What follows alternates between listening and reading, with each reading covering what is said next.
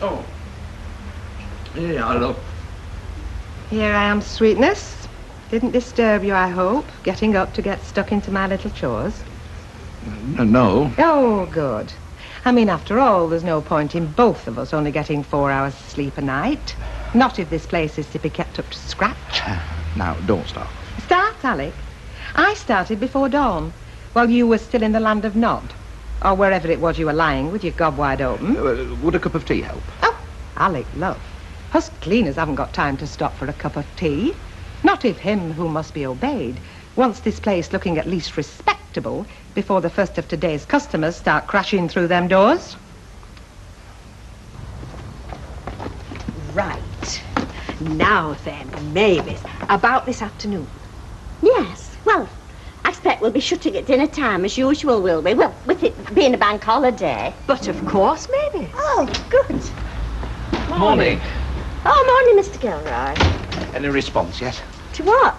Oh, to that card I put in your window yesterday. Oh, flipping heck, Alec. I mean, I know we aim to please, but, I mean, we don't want to oversell it, do we? I mean, the pulling power of that little window of ours. Well, if you do get anybody interested, just wheel them round to Rovers, will you? Tell them to ask for me, all right? Right, Alec. Right. Always assuming there are any takers, the sort of money he's paying. You were saying about this afternoon? Oh, yes, right, that, yes. Now, what I was going to say was, what a golden opportunity. To do what? To give this place a right good bottoming. You know, with your public out from under his feet. Oh, I see. Why, what little treat had you planned for yourself? Oh, I thought I might go for a walk, actually. Oh, very bad for you walking, Mavis. It is not. Oh, it is. In fact, a very overrated commodity altogether. Fresh air, especially around here, can take 10 years off your life. Well, there is somebody open then. Oh, just till dinner time, Mr. Sugden. Flipping nonsense. What is? The old business, that's what's wrong with this country. What, you mean the fact that some lucky people happen to be on holiday today? The fact is that there's that many of them nowadays. Oh, well, I wouldn't know about that, seeing as I seem to have to work through all of mine. What can I get you, Mr. Sugden? Well, if it's not too much trouble, I'll have my paper. Right, it's no trouble at all. Pleasure's all mine. I suppose there'll be brew-up time now, will it? Do you know, Percy, I reckon one day she'll start looking like a tea bag, that one. See, where we always go wrong with these bank holidays is, well, we always leave it so late, don't we? How do you know really so late? Well, you know, to go anywhere, because by the time we've made his mind up where to go, well, day's already half over, innit? Oh, I don't know. I reckon from a standing start, we could still be on Blackpool Front, bit pubs opening. That's if you set your mind to it. Hey, do you then we could? Yeah, sure we could. Oh, come on, let's do that, eh? Hey? Yeah, well, let's do it. You know, you and me. Throw a bit of lip gloss on, get in the car and go while the going's good. Oh, I can't. No, not today, dear. I've already made arrangements, love. Oh, yeah, have you, eh? Well done, of course. Oh, where's it taking you? I don't know. Go a little run round after dinner, I suppose. Oh, I know whose idea with that, eh? Yours or his? Yours? Hey, can't be bad, can it? Them were the days, remember when our Jack used to get ideas like that? Or else for that matter. Oh, hello. Hello, what you got up? How couldn't you sleep or what? What with you two rabbiting away down here, 20 to the dozen? Well, we've got to do something, haven't we, to while away the hours while you get up and dazzle us. Oh. Hey, Ivy, we're just saying, like, Why? Don's taking her away for a day today. What do you mean, in the car? Yeah. Well, let's face it, Jack, I don't remember mentioning any helicopter gunboats, do you? Well, neither do I, dear. In the bank holiday, he's got to be out of his mind. Listen, what fun thing have you got planned for us today, eh? Well, I thought we'd start with a spot of breakfast, just to put a line in on that, you know. Yeah. A gentle stroll in the general direction of the Rovers' return, taking in the odd betting shop. Oh, I see. In other words, Jack, you just feel like a bit of a change today, eh? Now you've got it, Vera. Do you know, this tea is stone. Flaming cold. Jack, love, take me to Blackpool. I'll get you a whole jug full of hot tea to take on sands with us. Hey, dear. Not open yet, lovey. Oh, it's not a drink I'm looking for, love. It's a job. A job? Well, there's an advert in window of that newsagent's round corner for a cleaner. Oh, is there? Well, this is the Rover's return, isn't it? It is, yeah. Well, so are you the boss round here, then? No, lovey. I'm just one of the deputies. You hang on a minute, I'll see if I can find the sheriff. Thanks. Oh, you're, Mrs. Stubbs. Sandra Stubbs. Yes. Right, lovey. There's a young lady in there. Yes, there was an advert in Rita's shop window. Well, the tricky little devil. He never even told me he'd advertised for anybody yet. Plus, he was trying to surprise you, love. Oh, shut me up. What's she like, anyway? Well, she seems all right. In fact, well, quite striking, really. I suppose. One way or another. Well, Well, what? well, there must be some reason why you're looking like the cat's got the cream. Rita, I have had the most brilliant idea. Another one? But I need a bit of help from you with it, though. Oh, yes. Have you eaten, yeah? Well, we were just this minute going to send out for butties. Right, well, don't bother. We'll eat in the Rovers. If you like. Bit early, mind you. Well, look, I'll pick you up in about half an hour. How's that? Right. See you. Excuse me, mate. Hang on a minute, Bradley. What about this wonderful idea you were just going to tell me about? It'll keep till I see you. Well, it must be good if it's too good for my delicate ears.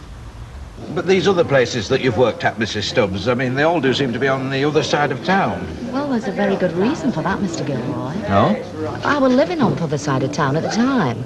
In fact, up until the end of last week. Oh, I see. Yes. So now you've got yourself somewhere local, have you? Yeah, that's right. A flat on Rosamond Street. We moved in yesterday. Oh, right. And what about references? You know, that kind of thing.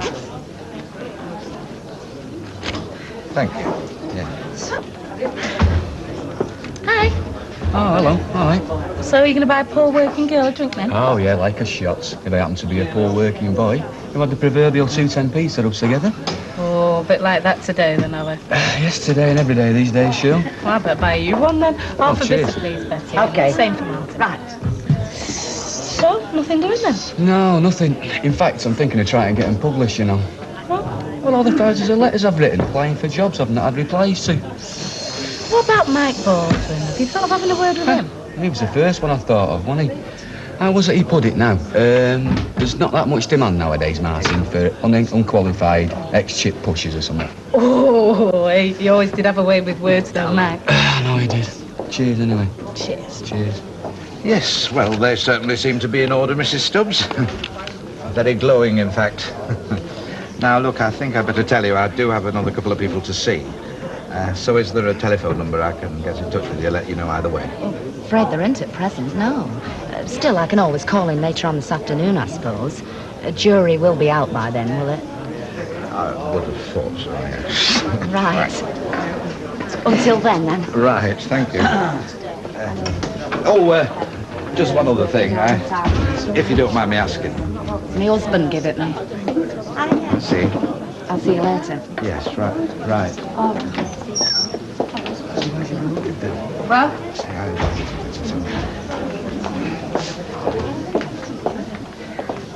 So? Oh, I don't think so, Bet. Not really. Why? What's up with her? Well, nothing as such, not if her references are out to go by. Well, what then? You must have noticed it, that black eye.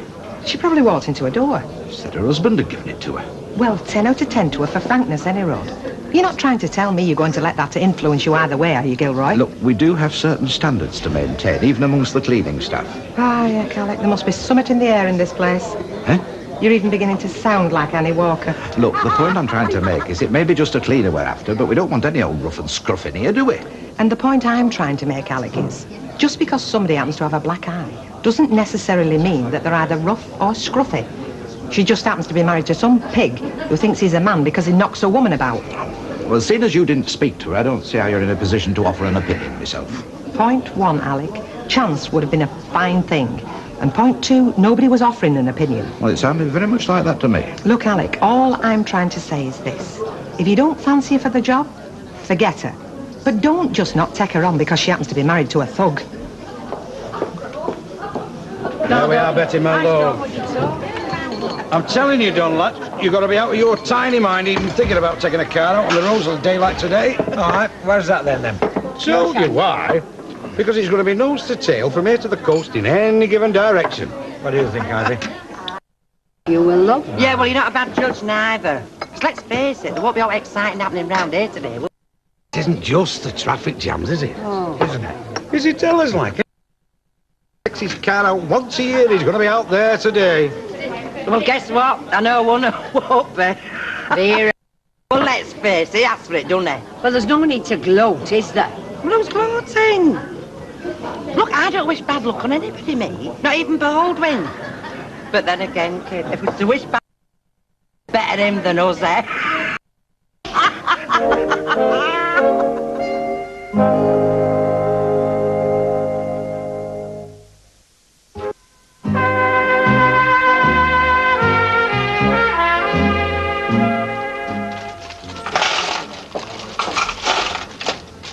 So, what have you decided then? Oh, nothing yet. You wouldn't by any chance be keeping me dangling deliberately, would you, Gilroy? Look, I said I would think about it, and that's what I'm doing. All right? Right. Well, while you're thinking about that, you can think about something else and all. Like what? Like what you're going to say to him over there. Who, Mike? That's right. What about? About the way he's been chucking his weight around these last couple of days. Like he was Elliot Ness or somebody. In his relentless search for whoever it was who shopped him. I can't say I've noticed. Well, I've noticed, Alec. And so have most of our best customers noticed. And what's more, they don't like it. So are you going to tell him to tone it down a bit, or shall I? Yes, my love. Can you glass for the lady, please? Of course. Mike? Oh, hello, Alec, mate. How's it going? Oh, all right, you know, yes. Listen, about that spot of unpleasantness the other night. Oh, yeah. Most unfortunate, really. Especially for me, eh? Oh, well, yes. Still, it's all water under the bridge now, eh? As far as you're concerned, perhaps, but, well, anyway, go on. Well, what I was trying to say is, you might like to know that I've had a word with Tim Barlow about it. Oh, yeah? Yes, and I think you'll find that that's the end of it. Oh, right, well, I'll see you later then. Right. See ya. See ya. You've told him then, have you? Oh, yes. I think you'll find that he knows where he stands in this pub from now on, does our Mr. Baldwin.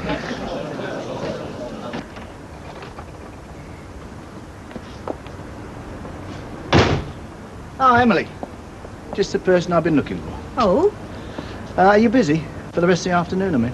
Well, I have to go over to the hospital, but I shall be around later, if that's of any help. Yeah, it could be a lot of help. If you wouldn't mind popping in for a few minutes. Right, and you'll be at the flat, will you? No, I'll be in the office. There's nothing wrong, is there? Nothing that can't be put right.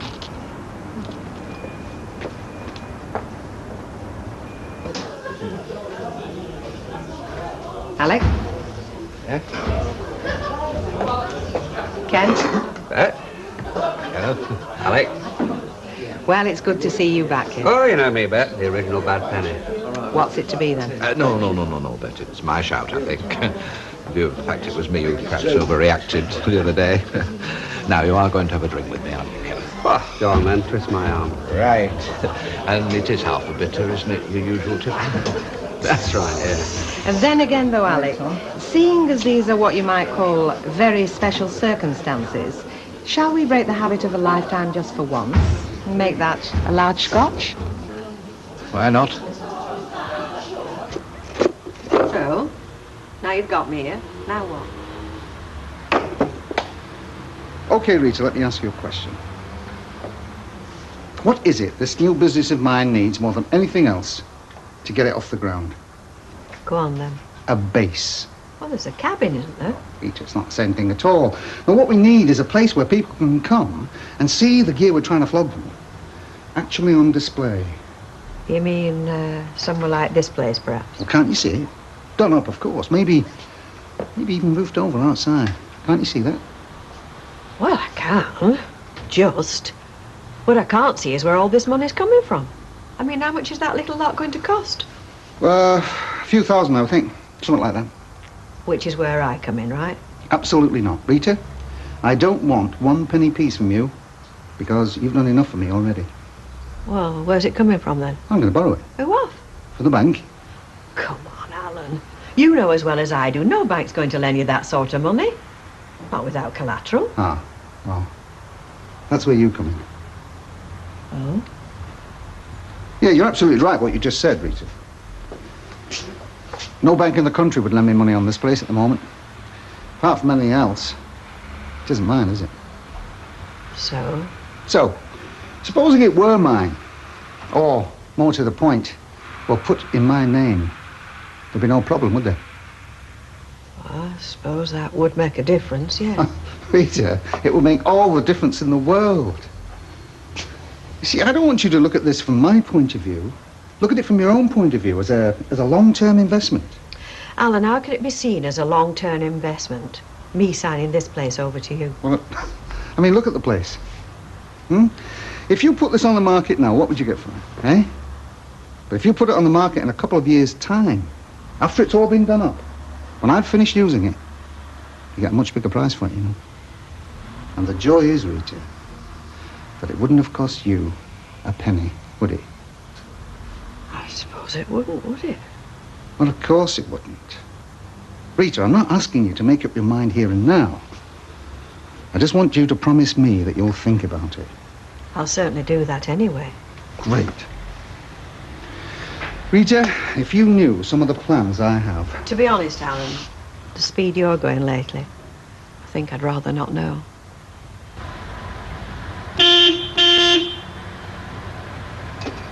All right, love, all right, I'm coming. Just give me a minute. You two not got off yet then, eh? I should be so lucky.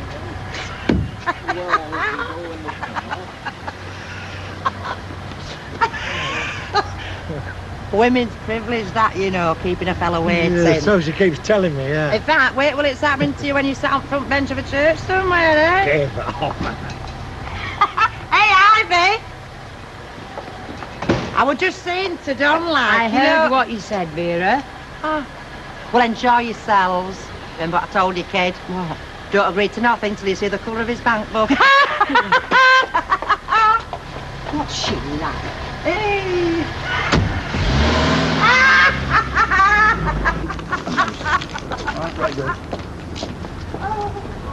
There we are, Emily, love. I'm afraid it's the best we can do today with our limited resources. Oh, thanks, Jack. Pleasure. Do you mind if I join you? Oh, no, of course not.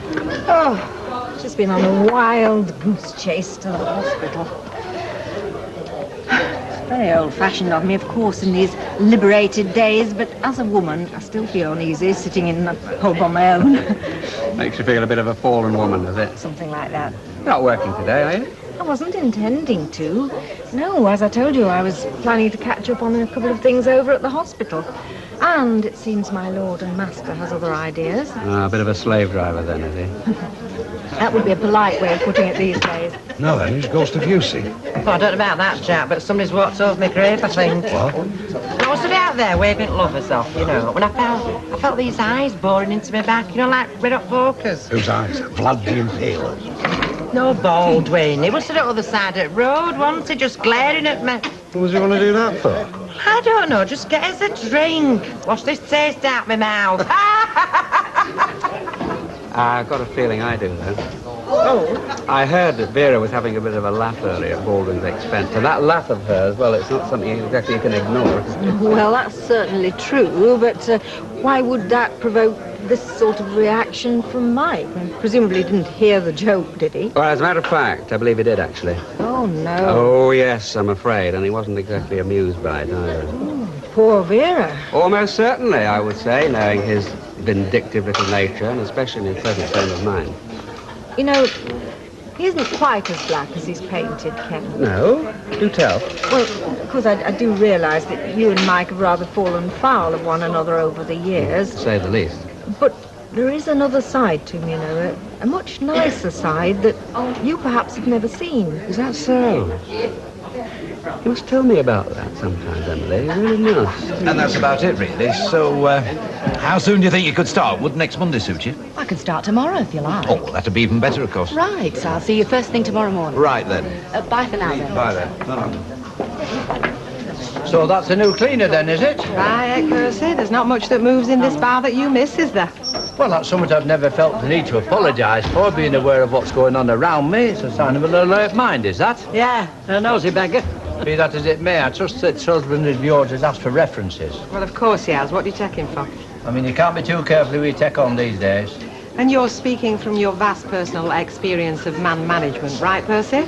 Well, I managed a few men in my time. Have you?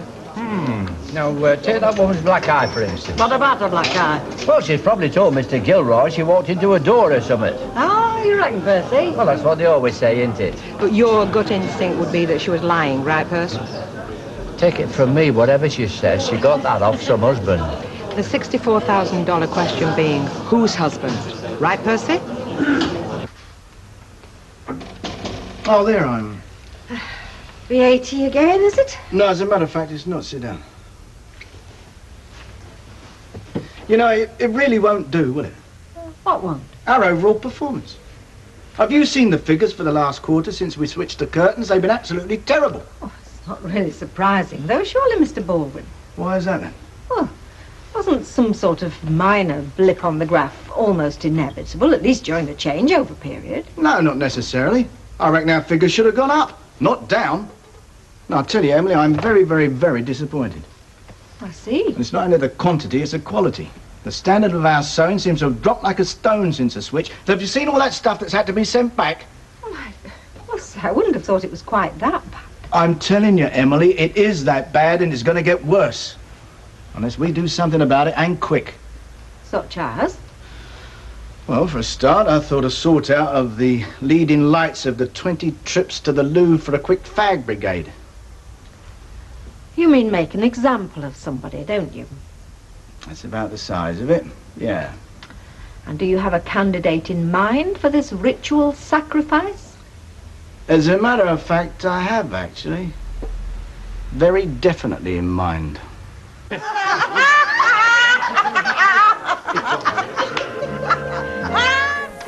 I thought you weren't coming in today. No, I'm not really. But I wanted to catch you before you did anything about Vera. Oh, yeah. I knew there was something I was looking forward to. You know, the moment I opened my eyes, I thought, this is going to be one of those good to be alive days. So you are still intending to dismiss her then? Yeah. Only, I know she's not the best machinist. Not the best. Not the... She is the worst there has ever been since the start of the Industrial Revolution. Well, yes, I knew you weren't a fan of hers. Ah! But why now, Mr. Baldwin? This is what she's going to say, and this is what a tribunal's going to say if she takes it to one. Why are you suddenly sacking her now when, no matter how bad she might be, she's no worse than she's always been? Because I can't stand it any longer. After all, I am only human. I only have a certain amount of tolerance. I've stood it for 5 years, I've stood it for 10 years, and that... How long's she been working for us? 11 years, 5 months. Well, that is my breaking point. 11 years, 5 months, she's just got to go. Well, I can see I'm wasting my breath, aren't I? Might as well leave you to get on with it. Mind you, there is one little contributing factor as to why she's getting the push. Oh? You know when I got breathalyzed? Well, evidently the cops were sitting there waiting for me. Someone tipped them off. Now, by a careful process of elimination and by observing who's been laughing her socks off about it ever since, I've come to the conclusion who it was. Vera? Mind you, that is not the reason she's getting the sack. She was only a citizen doing her duty. No. The reason I'm giving her the sack is because she is a lousy machinist. We had a bit of tea, like. We got back about 9-ish.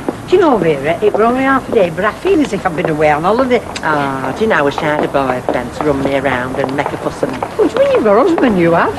Yeah, but I could still manage a boyfriend and a full-time job. Hey, where did you go off, Tom Bishop? Skiving off before you've even started. I'm not in today, actually. I'm not in today.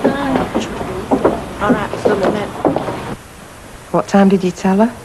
Well, same time as Hilda used to come in, which is now some 45 minutes ago. The moral of the situation being he who employs a woman with black eye will live to regret it. But she seemed that keen. Well, of course, people do express keenness at interviews. It's only when the moment to start work arrives they get less keen. Oh, I hope she's all right. Do you think something could have happened to her? I know what's not happened to her. She's not got herself here on time to start cleaning. But she said her husband had given her that eye. Well, that's not to do with us, is it? except it would seem to indicate a less than idyllic home background, which I think I pointed out at the time, makes for an unreliable worker. Yes, all right, Alec. I just have to cast the net again, that's all. See what else we can come up with. In the meantime, for today... Yeah, down to Muggins here. I'll do it, don't fret. Oh, I do hope she's all right. She might have got delayed, and roll in here in the next 5 minutes. Well, if she does, she can roll straight back out again. Oh, no, if she can't get herself here on time the first day, what hope have we got for afterwards? No, if she does roll in, I want you to give me a shout. I'll soon explain to her that punctuality may be the politeness of kings. It's an absolute flaming necessity as far as cleaners are concerned. Hello? Hello? Anybody there? Come on, show yourself. Hey? Oh, Mr. Bradley. Oh. Morning, Percy. Good morning. Oh, I was just going past and I saw what I thought were the signs of an intruder. No, what you saw were the signs of the new occupant, because as from today, this is the headquarters of Bradley Securities Limited, a name to be reckoned with in the field of burglar alarms. Fancy a cup of coffee? Been stood there 12 months, it'd be a bit cold by now. So you're setting yourself up into business like that? I am, Percy. It's the only way these days. I'll never get rich working for somebody else, I think I can honestly say that being rich has never had much of an attraction for me. Oh, no. Comfortable, yes. I mean, there's no pleasure in being shown as the basic necessities, but what I've seen of the rich, they're no happier than we are. In fact, they're a damn sight less half the time. You're serious, aren't you? Yeah, most certainly am. Absolutely amazing. You see, I'd have said it was one of the basic human urges, to gather as much money as you can. And in this life, Percy, there are them that make it, and there are them that just stand watching. Oh, no. So long as I've got enough in the post office to pay my next fuel bill and a bit left over for emergencies, that's all I ask. And I just think that's what most people want. Well, I dare say you're right, Percy. But it's not what I want. First chance I get of making a bit of serious money, you won't see me for dust. So, is it now official that Alan's the new tenant of the yard? I mean, things are in writing, are they? Of course it's not in writing. I live with him, don't I? Well, yes, I know You that. think we're going to have a 17-page contract drawn up with solicitors and all that malarkey? Oh, no. Or that I'll try and get every penny I can out of him for letting him use that grotty little yard? Come on, Mavis. How would you behave towards the man you were living with? Morning. Morning. Oh, don't let me interrupt, girls. Well, what would you like, then? Oh, well, I'll have one of these, please, and a packet of chuddy. Oh, right. That's 26, 38, and 12. Makes 50, thank you. Thank you. But come in again sometime. I might just do that, eh? Right. No, Rita, I was only asking because I know as well as letting Alan have the yard, you have put money into his business. Well, you told me that. I know I told you that. I was just wondering whether you were partners in the business or what the arrangements might be. Oh, I'm sorry. Obviously, I shouldn't have mentioned it. It's the old rule, isn't it? It's all right for you to comment on my affairs, but I mustn't comment on yours. I should have remembered that. Oh, come on now, no, Mavis. I won't raise the matter again, I can assure you. Mavis. No. Look. No, we're not partners or out like that. Alan needed a lump sum to get started, so I helped him with that. He also needed premises, which I happen to have standing idle, so fine, he could use those as well. But I think I've given him all the help I intend to. It's up to him now to make a success of it. Okay? Well, certainly. Good. Rita, I wasn't being nosy. It's just that, well, I mean, to tell you the truth, I was quite worried that Alan might be getting carried away with his big ideas. Ambitions. Carried away with his ambitions, and then, well, if you were also involved... Well, You thought I might end up in bankruptcy court, eh? Well, you needn't have any worries on that score. The Bank of Fairclough has shelled out as much as it's going to. What do you fancy better, love? Mopping or polishing? Oh, I'm not bothered. One's as bad as another when you didn't expect to do either of them. I know, Betty. And I'm sorry. We've not even got the satisfaction of blaming Alec this time. Hey, yo! Morning.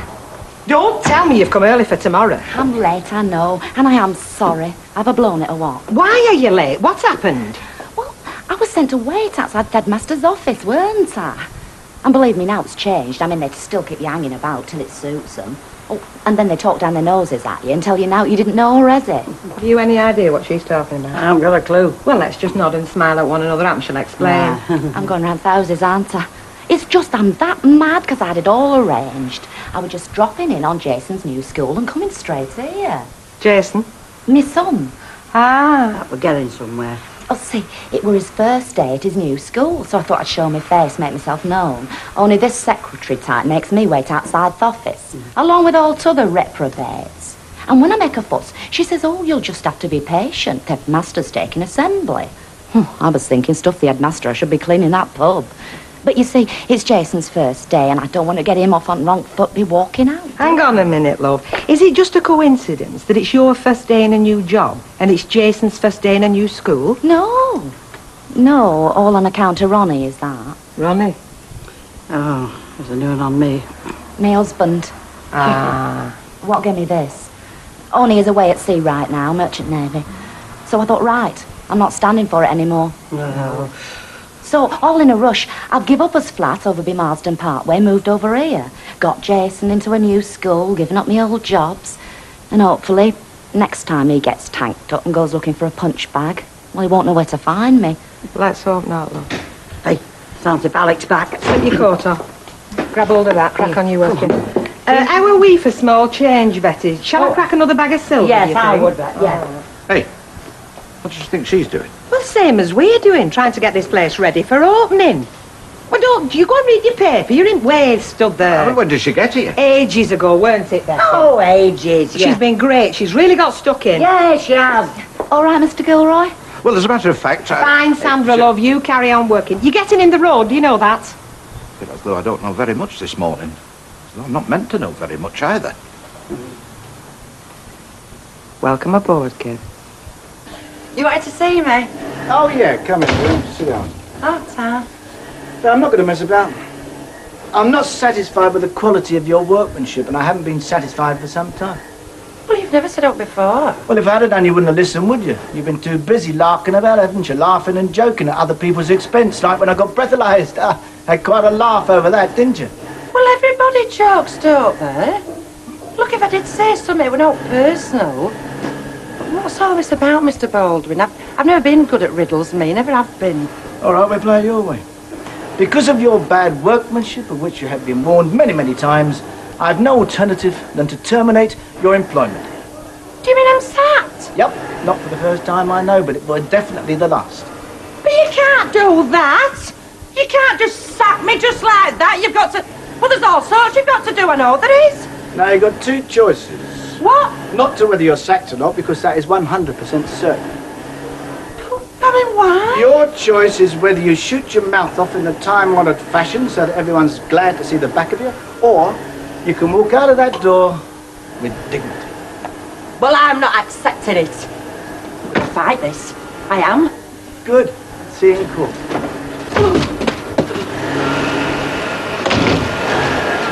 What were all that about me? What's up with her? Oh, how's your garage? Last I heard, you were taking somebody on. Oh, yeah. I got rid of him. He turned up very dodgy. I thought that was a virtue in the car trade. Oh, great. You freshmen are all alike. You slang your grandmother if you had to. Yeah, but nobody believes the word be right anymore, so what does it matter? Seems like that madman Baldwin's been at it again. What's he been up to now? Jack, you do know about your Vera, don't you? Just listen to this. No, about I've made a careful study of the woman over the years. No. I mean about what's been happening this morning. You do know Baldwin sacked her, don't you? What? I hope you find everything's all right. I mean, you'll tell me if it's not, won't you? She'll do that, love, don't you worry. Now, Betty, love, don't go giving Sandra the wrong idea. We're like one big happy family, love. We're round like hell amongst ourselves, but we won't stand for anybody else calling us. Yeah, well, I both of you thank for covering for me this morning, because I think Mr. Gilroy'd have had me out, wouldn't he? I mean, the look on his face. Well, you know how some people hide a heart of gold beneath a harsh exterior? Yeah. Well, he's not one of them. So, yes, he would. He might just manage it tomorrow if you try the same trick again. Don't worry, I shall be here with milk, sat on your doorstep. Try. Ta-ra, lovey. Hey, but Pat, I'm just going. What I mean is, can I nip off just for half an hour, like? No, you're supposed to be working. Well, it seems my Baldwin's going to find Alvira. She's a right state about it. I am her husband now. When all's said and done. There were no else. Bad workmanship. That's what he said. I'm sacking you for bad workmanship. So you had produced a load of stuff then? How the heck is like? Look, I was just sat there as normal, working away when somebody came up and said he wanted a word with me. Next thing I know, I'm out the door. You've always been. What I mean is, love, the work that you're doing now, is it of a similar standard to the work that you've always done, is it? Of course it is. In fact, I'd have said it were better. Because curtains are a lot easier to make than them denim jeans were. Well, there must be something specific. Tell me. Look, I've already told you. There was no else. Bad workmanship, that's what he said. Look, if you don't believe me, go ask him, why don't you? All right. He just picked on me, Jack, for no reason. Beyond me, this. Look, will you have a word with him? Will you ask him what it's all about? I mean, he might tell you, whereas he won't tell me. Aye, I suppose. Mind you, see, I did tell Bet that I would get back as soon as possible. I see. Oh, come on. You knew how busy he is there at dinner time. Come on, Bear. Of course I'm on your flipping side. Well, will you go ask him then, will you? Please. Aye, will I? You will? Yeah. I knew you'd stand by me. You'd be my champion, won't you? Well, it's not in that bad a state, is it? Oh, no, the yard's all right, and I've cleaned the office up as well, but the main reason I wanted the place was to store this job lot of equipment I've been offered. But as I can't afford to buy it, well, there's nothing to store in there, is there? Well, can't you borrow it? From a bank, I mean. Well, given time, I suppose I could scrape some sort of deal together, but time is what I haven't got. If I don't let him know today, he's going to offer it to somebody else. Can't blame him, I suppose. Can't wait forever, you know. Oh, come here. What are you doing? Hello. You haven't been to the Rovers, I suppose? No, it was such nice weather, it seemed a shame to go indoors. Yeah, just wondered if Ken was in there, that's all. Well, he might have been, but as I wasn't there, You wouldn't have seen him, would you, now? And how much is it? Eh? This equipment, £1,000, did you say? Oh, no, Lisa, no, come on. I can't take that from you. Well, you're going to take it. There. I'll take it as long as it's a loan, okay? No. Take it. It's yours. Who knows, one day I might need a burglar arm putting in. You can fit one for me free. You're fantastic, do you know that? Thanks. I'll see you. Oh. I'll need these now, won't you?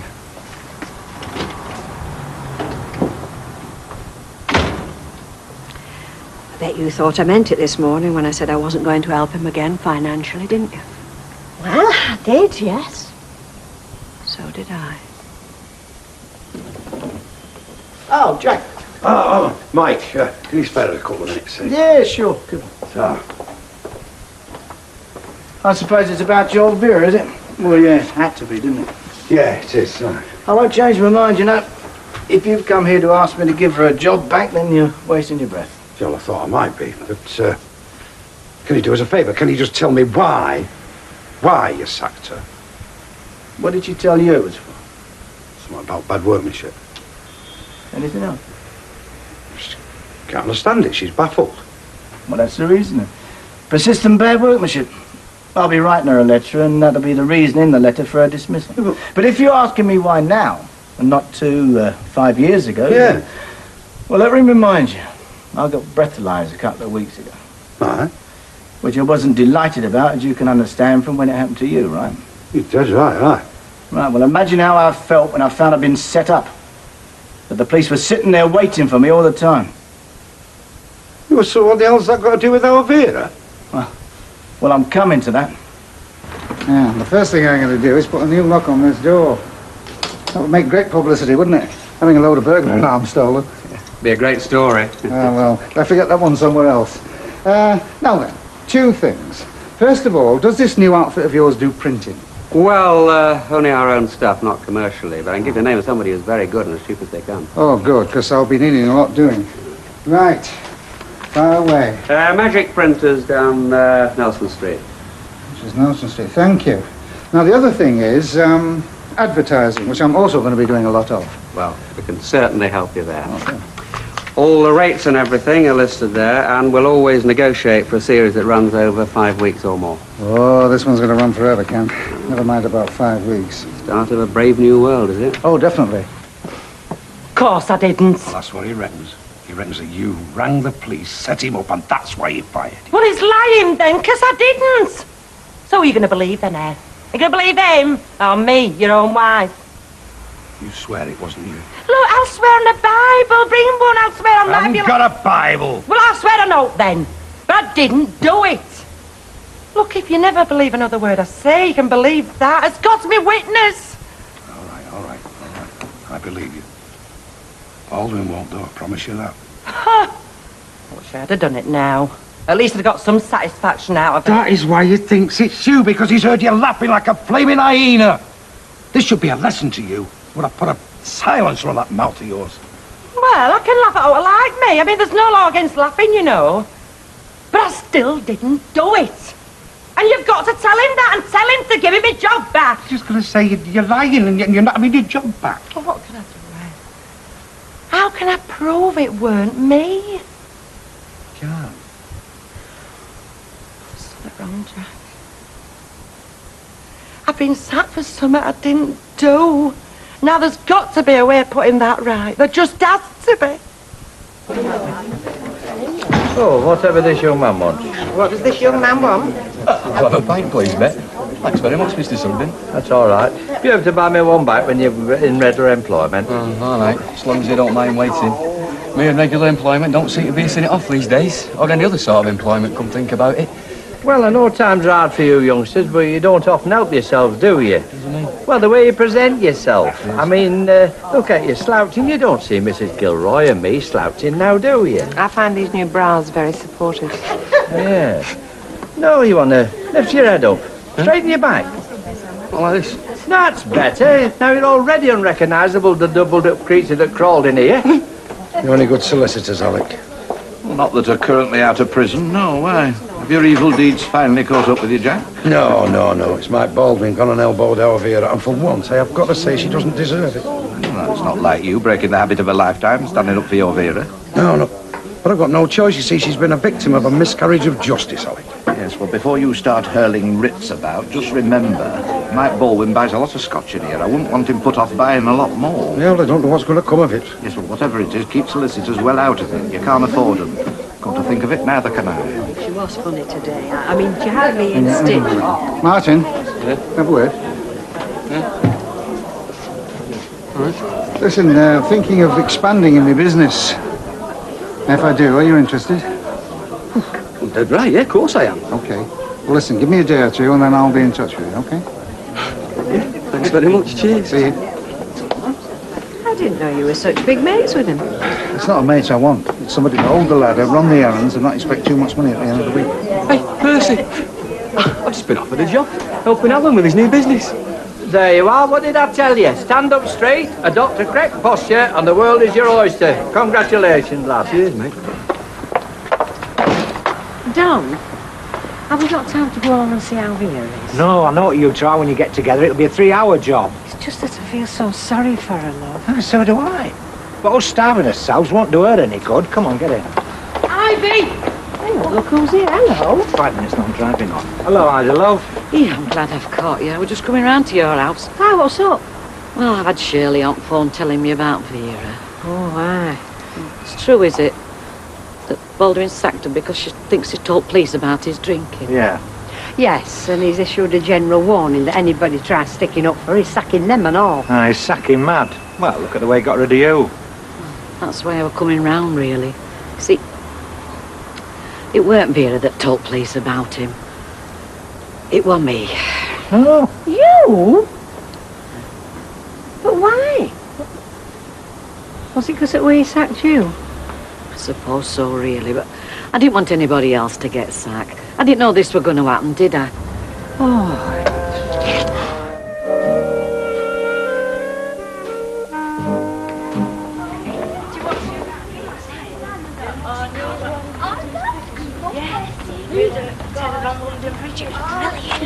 Hello, Mrs. Clare. Hello, love. Hello, Silver.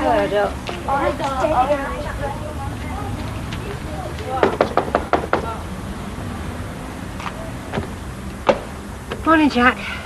Already. Is she up yet?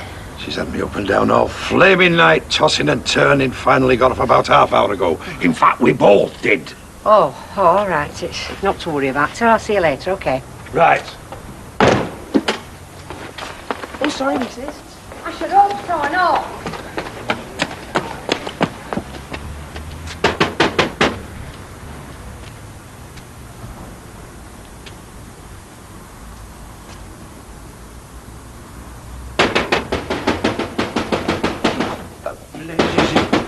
Just a minute, wait. Is your mum here? Hey, just hang on a minute. What's your game? Your mum's here? Well, is she likely to be? We're not open for another 3 hours. She works here.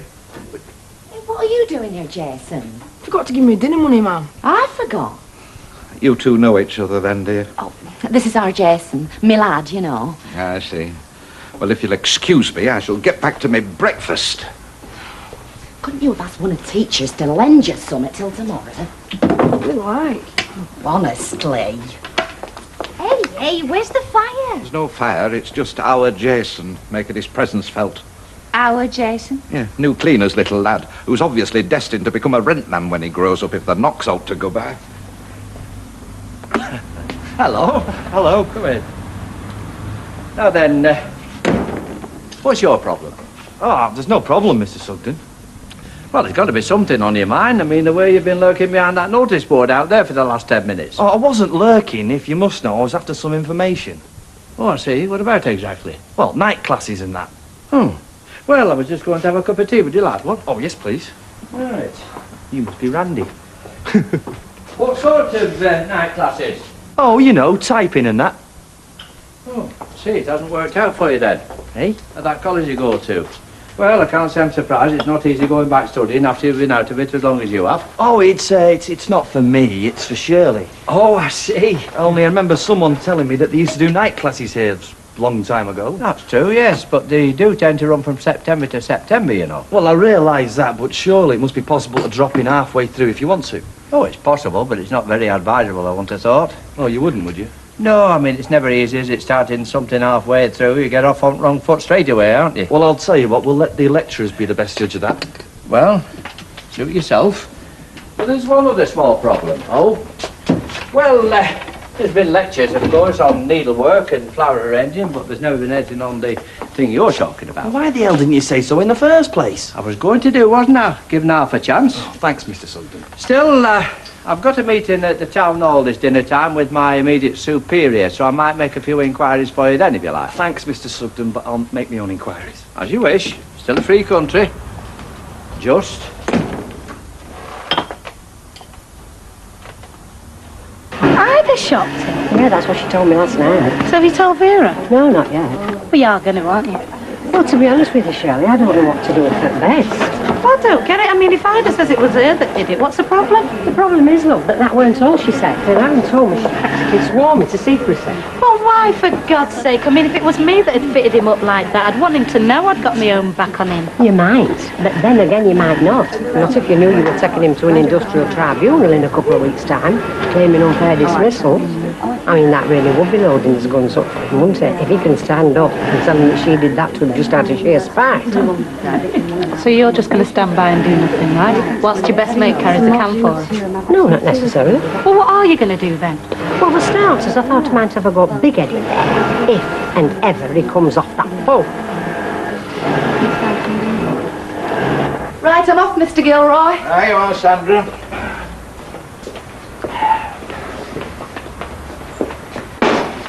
Oh, and I'm sorry about what happened earlier on. We are Jason, you know. Oh, that's all right, love. Just as long as he doesn't make a habit of it. Right. Talking of which, a word in your shell-like, Jacko, before you disappear down your bolt hole again. Yes, Alec. About you and Mike Baldwin. Oh, him.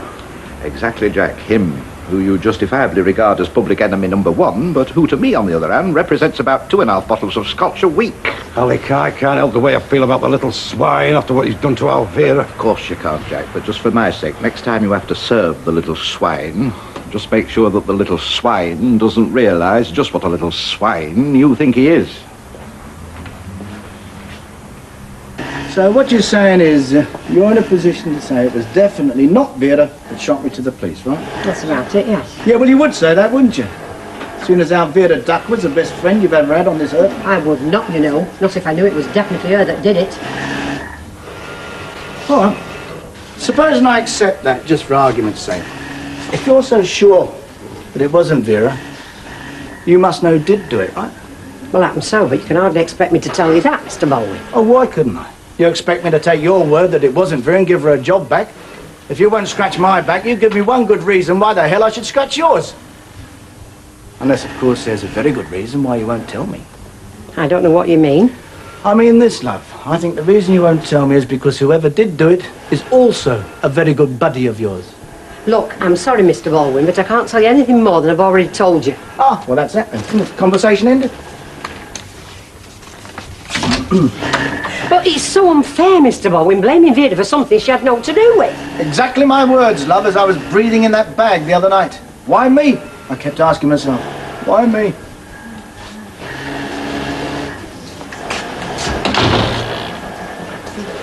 No joy then? Not unless I tell him who did it. Then tell him why, don't you? You know why. But he can't get at Ida now, so what does it matter? It happens to matter to me, Shirley. Oh, but you're not the one who's just lost a job, are you? Oh, what do you think? Am I being stupid? What would you do if you were in my position? Well, I think what I would do would be have another chat with Ida about it. She's on the phone at home, isn't she? Yeah, I think she is. Yeah, let me get this down here. This will cheer you up a bit, eh? Oh, ta, Jack. Cheers. Hey, cheers. No sign of Citizen Baldwin, I see. Thought it'd be the last one you'd want to see.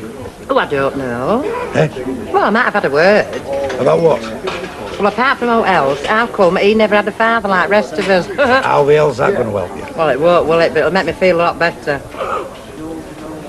Evening, lads. Oh,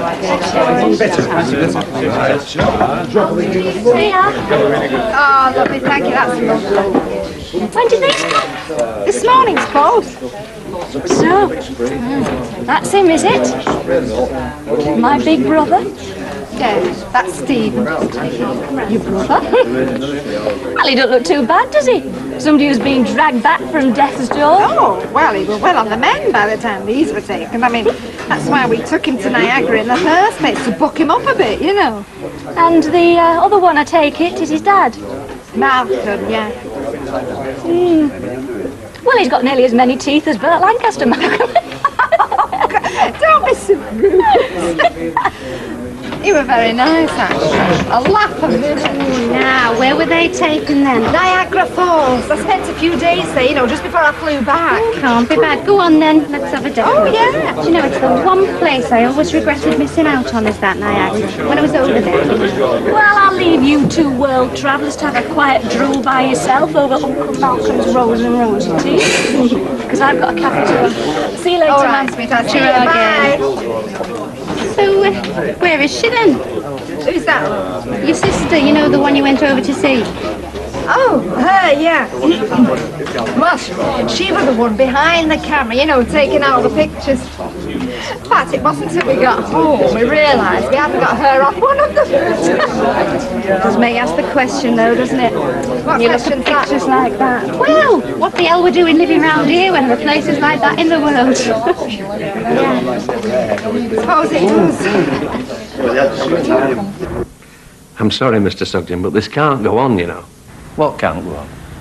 I think you know what I'm talking about. I haven't the foggiest idea what you're talking about. Very well. I've written you at least 3 letters in the last 2 months regarding your position as caretaker at the community centre. Now, at least one of those letters must have got through to you. Well, I seem to remember getting a couple of letters about something, but I didn't pay much attention to them, being very busy at the time on your behalf, and any road they didn't look all that urgent to me. They were extremely urgent, Mr. Sugden. in view of the fact that a successor has already been appointed. Successor? Successor to who? Well, to you, Mr. Sugden. Who else? Me?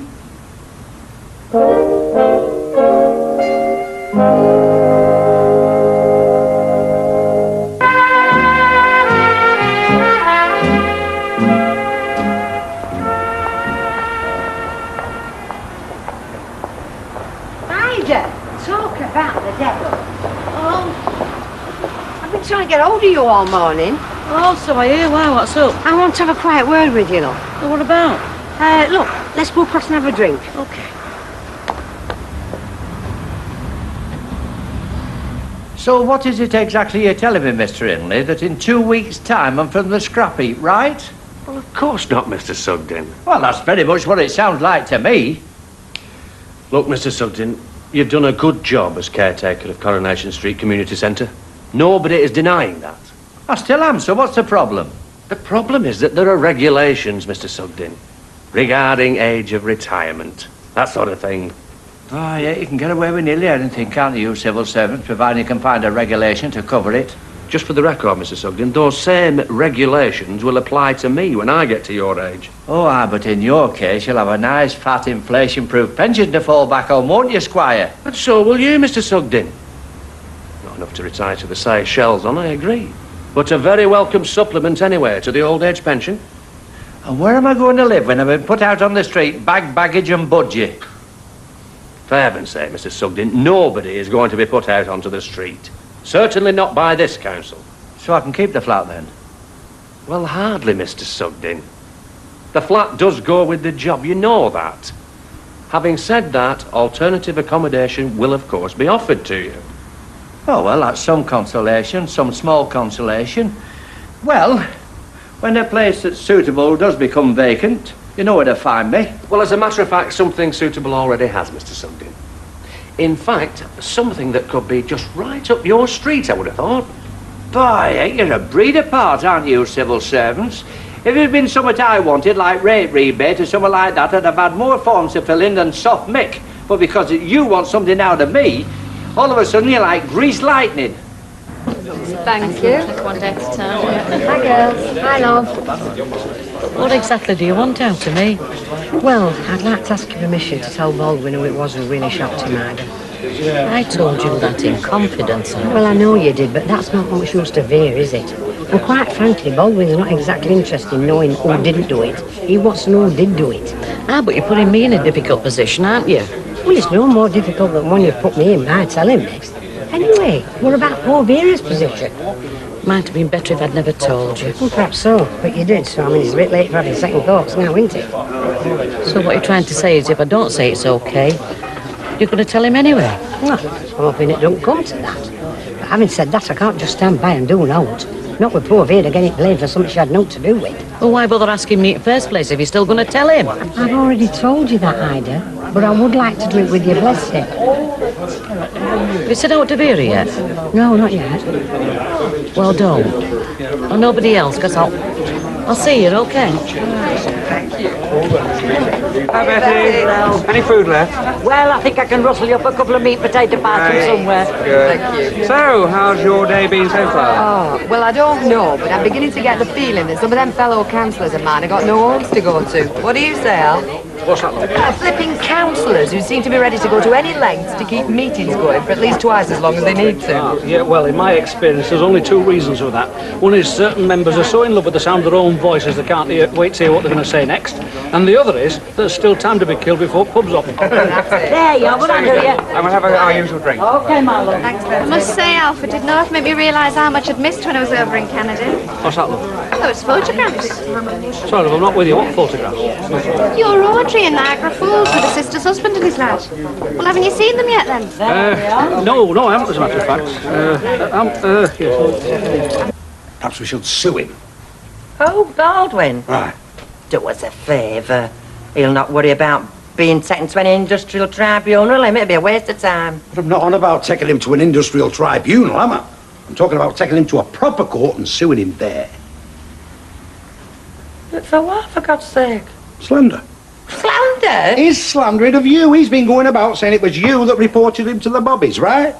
Right. Right, well, you and I know that that isn't right, right? Right. Clear-cut case of slander. Yeah, but proving it though, Jack. I mean, to do something like that, you've got to have witnesses, haven't you? Well, I witnessed it. It was me who said it too. Yeah, but who else were there at the time? Well, just me and him, that's all. Hell, that's what I mean. We can hardly expect him to be a witness on our behalf. Well, there must be somebody else he said it to. There won't be. Don't you worry. Why not? Well, because folk like Baldwin, they don't say it first thing that comes into the mouth, you know. Who like us. That's why we are where we are on the ladder of life. They're up there on next rung, wiping the dirty big feet all over our faces. They're good, aren't they? Ah, yeah, they're very nice. Why don't you think so? I said they're very nice. Alf, is there something on your mind? Well, should there be? Nothing I can think of, no, but from the length of your face, I'd say there must be. Alf? Oh, come on, Alf. You know I can't abide sulking. I mean, if there's something bothering you, spit it out. All right then, Audrey, I'll be frank with you. There is something bothering me. What? Well, if you must know, this entire flaming jaunt. Jones? Yes, to Niagara. Because seeing you grinning out of these photographs just brings it all back, if you know what I mean. No, Alf. I don't know what you mean. Bring what all back? What was happening to me while you were there, sightseeing?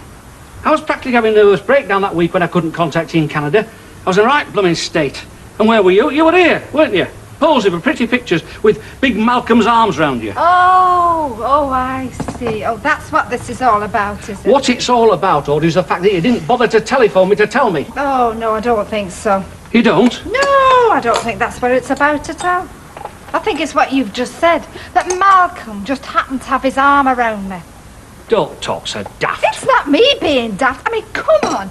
What were we supposed to do when we were posing for them pictures? I mean, stand yards apart just so my husband wouldn't get the wrong idea about me. Nobody's getting wrong ideas. Excuse me, Alf, but I think they very definitely are. But what the devil do you expect? Look, the first I heard about these flaming photographs was when Gloria mentioned them in the Rovers this afternoon. Because they only came after you'd gone to work, didn't they? Eh? Oh, for... Well, I'll tell you what I expect, shall I, since you ask? I expect my husband to at least trust me out on my own. I mean, that's the very least I expect. Oh, come on, Audrey, don't start. Well, what do you expect? I mean, suggesting someone like that over a couple of stupid photographs. I told you, nobody's suggesting anything. Oh, well, that's definitely what it sounds like to me. Yeah, well, that's where you're wrong then, isn't it? Though, if I said I wasn't jealous, I'd be lying, because I am jealous by nature. I'm very jealous. Oh, well, that's stupid, Al. It's not all that stupid, love. Look, Audrey, you're a very attractive woman, you know. Oh. You're the sort that fellas turn to look at, and I don't like it. I never have.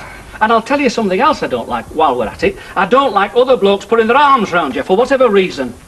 Now, I might think that's stupid or unnecessary, but that's how it is. I can't help my nature.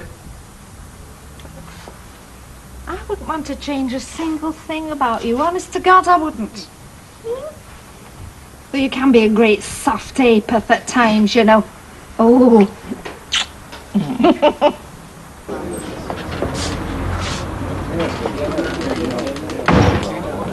I'll serve him. No, that's all right, Gloria. Jack will deal with him, won't you, Jack?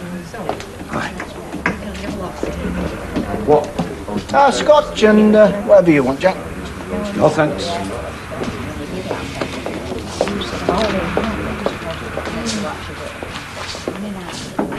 Not like you, turning down a free drink. All right, Jack. Never better, Alec.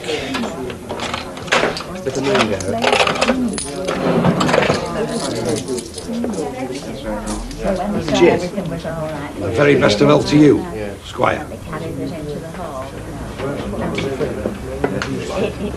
I must say I do wonder sometimes how you do it though, Emily. What? Oh, manage to work for the odious little man without having to leave at regular intervals to throw up.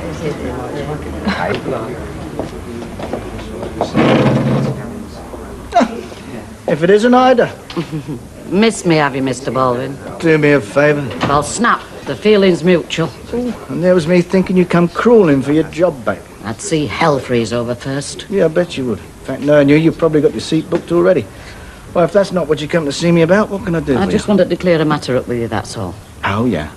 I hear you've sacked Vera Duckworth because you think it were her that ratted to your own place. Yeah, that's the story going about, yeah. Well, I just want you to know that it were me that did that to you, my love, not Vera Duckworth. And about all the things I've done in my life, there's nothing give me greater pleasure. By God, if you knew how much I'd enjoyed making that phone call.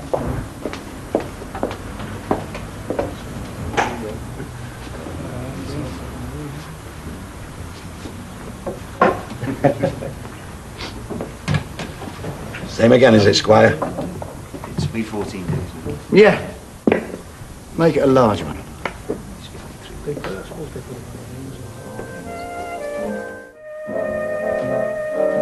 Ida Clough came into the Rovers bar last night as bold as brass and told Mike Baldwin to his face it was her that reported him to the police, not you. I wish I'd have been there. I'd have given her a right clattering. What on earth for? What for? It were her that got me fired, weren't it? Baldwin made it blame me. Oh, sure, I was a sly cow, that Ida Clough. Can you not get your brain into gear for once, Vera? Ida Clough's done you a favour. Oh, why? How do you make that out? I'm not kidding. If your brains were made of flannel, you wouldn't have enough material left to make a willy warmer for an earwig. Look, listen. Thanks to Ida Clough, you have got Baldwin exactly where you want him. Oh, well, I remember that when I'm studying Q at Job Centre. Oh, give me strength. Look, we take him to the tribunal. We do him for wrongful dismissal. He can't fail. You just leave it to me. You'll be as good as a nice little pool's win, this kid, I'll tell you.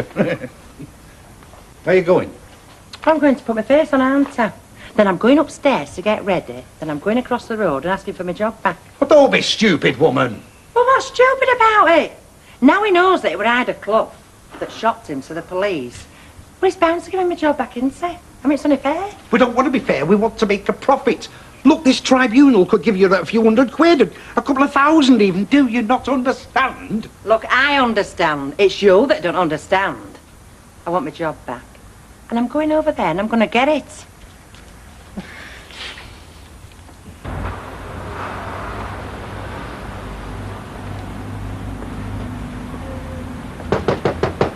Hello? Hello? What's all the commotion? Ah, Kenneth, I need a word with your good lady, so if I could just come in and see her. Oh, but you can't, not right now. Eh? Why not? Well, she's in the bath. You might like to see her, but I don't think she'd like to see you. Well, I badly need a word. It's council business, most urgent. Yeah, okay. You will tell her, won't you? Yeah, yes, I will. I'll be expecting her. Yes, I will tell her. Yeah, right, yes. Right then, right. Well, come on, Mr. Baldwin. It's dead obvious why she should have a job back. Not to me, it's not. But you only fired her because you thought it were her that told police to watch out for your car while you were drinking. Who says? Did I say that's the reason I fired her? Hey, what you said to our Jack? So he says. But then he would, wouldn't he? Yes, but Mr. Baldwin, now Ida Clough's owned up. Oh, so I'm supposed to be impressed by a dramatic little act, am I? What do you mean? Oh, come on, don't come the innocent with me. Ida's got nothing to lose. She's already been given the push, so someone comes up with a bright idea of Ida saying it was her that shot me and not Vera. Then bingo! Vera's in the clear. Your bright idea, was it? Keep over. I won't have that sort of devious rotten mind, me. Meaning I have. No, look, I don't want any trouble. I just want my job back. I mean, our Jack said I could take you to that tribunal, you know, that Ida's taking you to, but... Yes, and she'd have a very good case and all. Ivy, I'd pay you to sew curtains. Not stand there shouting the odds. Now, come on. Your friend's big enough to talk for herself. Now, Vera, if you want to take me to a tribunal and claim unfair dismissal, it's up to you. I'm not going to stop you. Well, our Jack said I'd be daft not to. But if you want me to tell the tribunal why I am sacking you, then I'll have to show them this.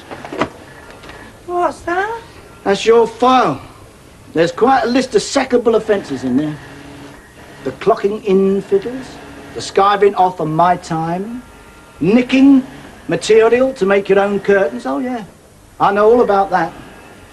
Like I said, there are a lot of good reasons in there for me to give you your cards.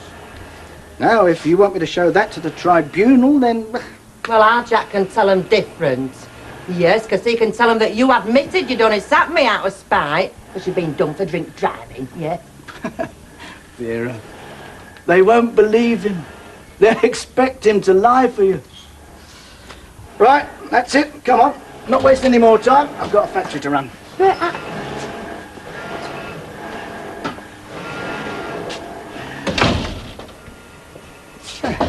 Come in. Oh, did you want the VAT file for some reason, Mr. Baldwin? No, you can take it. I think it's served its purpose. Councillor, come in.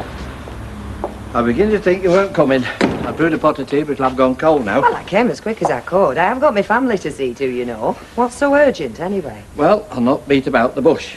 Now, you know me, I'm not a chap that cried before he's hurt. And I've always believed on standing my own 2 feet. Not to mention treading on other people's toes. Now, this is serious. Normally, when you come through that door, I'd have said, made yourself at home, but I didn't. Because I shan't have home much longer. I'm being thrown out. Oh, surely not. As I stand here, I was summoned at town hall yesterday and given me marching orders. They're taking my job off me and chucking me in the street. But they wouldn't do that. Now, have I been a loyal servant or haven't I? Hey, I've kept that community centre open in all weathers.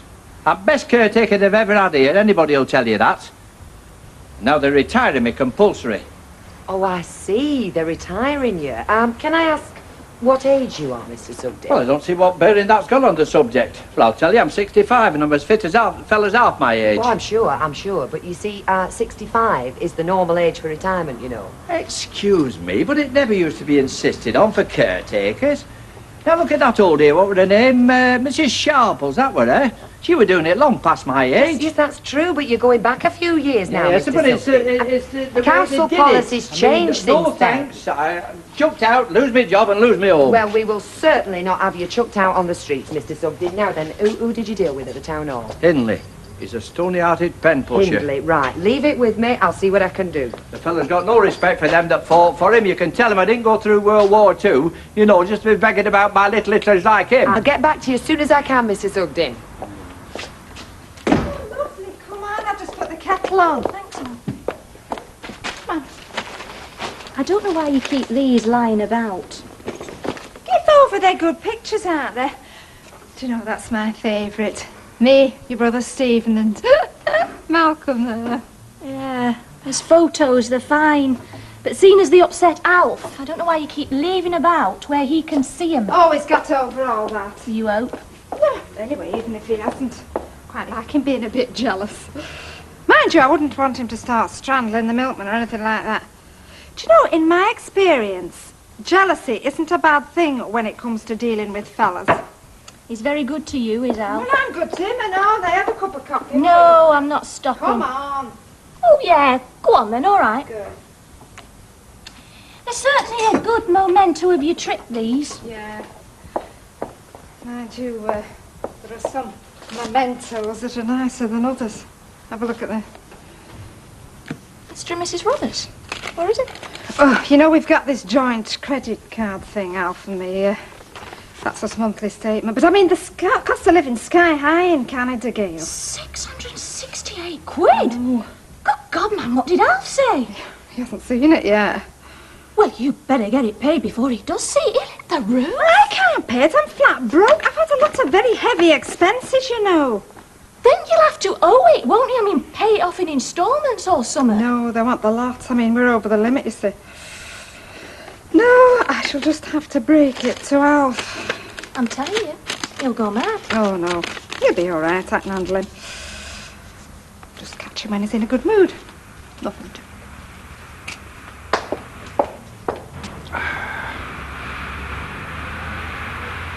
Oh, yes.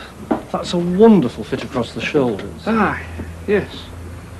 Yes, I'll have it. I mean, you've got to treat yourself sometimes, haven't you? Why not, I always say. You take these things, dear? Oh, yes, sir, that'll do perfectly. Morris! They're not something I use, generally speaking, like, but the wife said we should have one, you know, and I haven't got enough money with me anyway. But I think it's too good a bargain to miss, is this? You've years of wear there. It's the qualities. Yeah. I think I'll leave it on. Could you stick me raincoat in the bag? Certainly, sir. I'll just slip your tags off if you don't mind. Oh, aye. Thank you very much. There we are. Oh. Aye.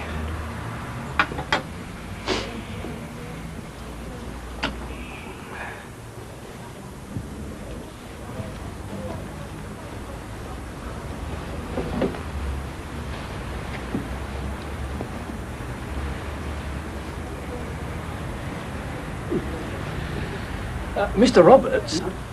I'll have the coat. No, I'll keep it on, sir. Will you take the coat off, please, Mr. Roberts? Oh, is there something wrong? It's a credit card, not a bloody magic wand. You're supposed to settle up now and again. Now, give me the code, please. Hey, you're making a big mistake here. Hey, I won't be shopping here again. Oh, good. You'll be doing us a favour. Yeah, and I'll take my credit card. Oh, no, you won't, Morris.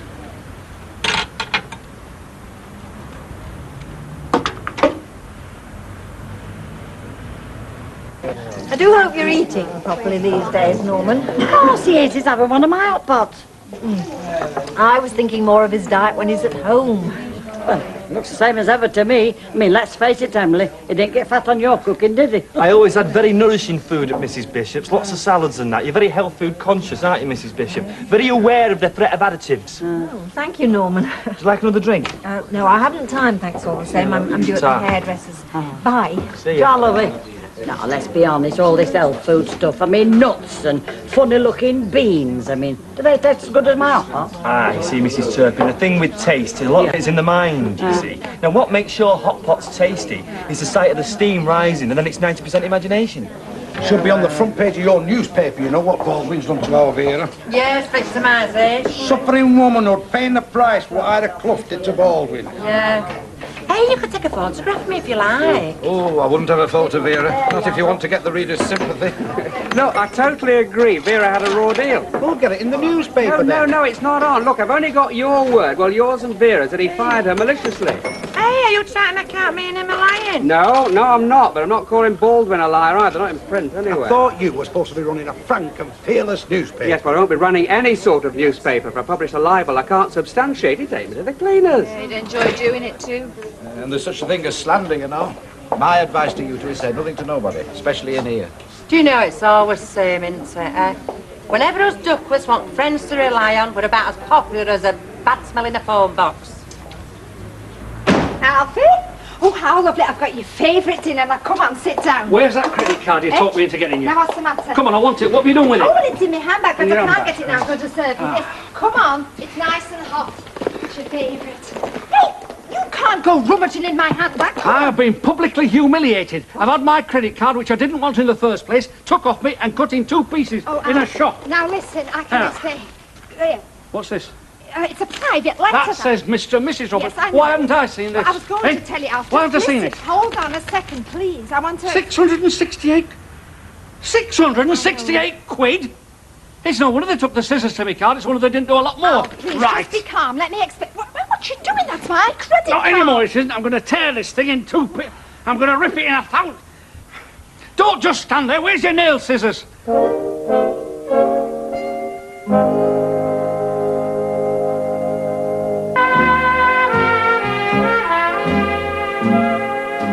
Thanks, Shirley. Oh, thanks. You enjoy this, you Hey, you better look sharp with those drinks, you know. Oh, don't fret. We'll be back at work on time. Yeah, you better. Scotch, please, Gloria.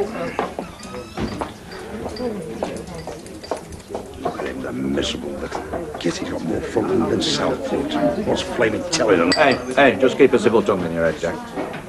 One day, Alec. Listen, you've only one wage going in your house now, haven't you? One wrong word to Baldwin, you'll have no wages going in at all. Now, it's a glorious day out there. Makes you feel glad to be alive. Well, that depends who you are. Not if you're Vera Duckworth, I shouldn't think. Oh, don't give me any of the stobs up. I don't know how you live with yourself. All the people around here who hate your guts. I was in your shoes, I couldn't sleep at night. I don't give a monkey's what people think about me. Anyway, who do you think hates me? The Duckworths, for a start, all the girls who work for you. Oh, they may feel a bit narked now, but come this time tomorrow afternoon, they'll be feeling dead chuffed for themselves. Oh, how's that? Ah.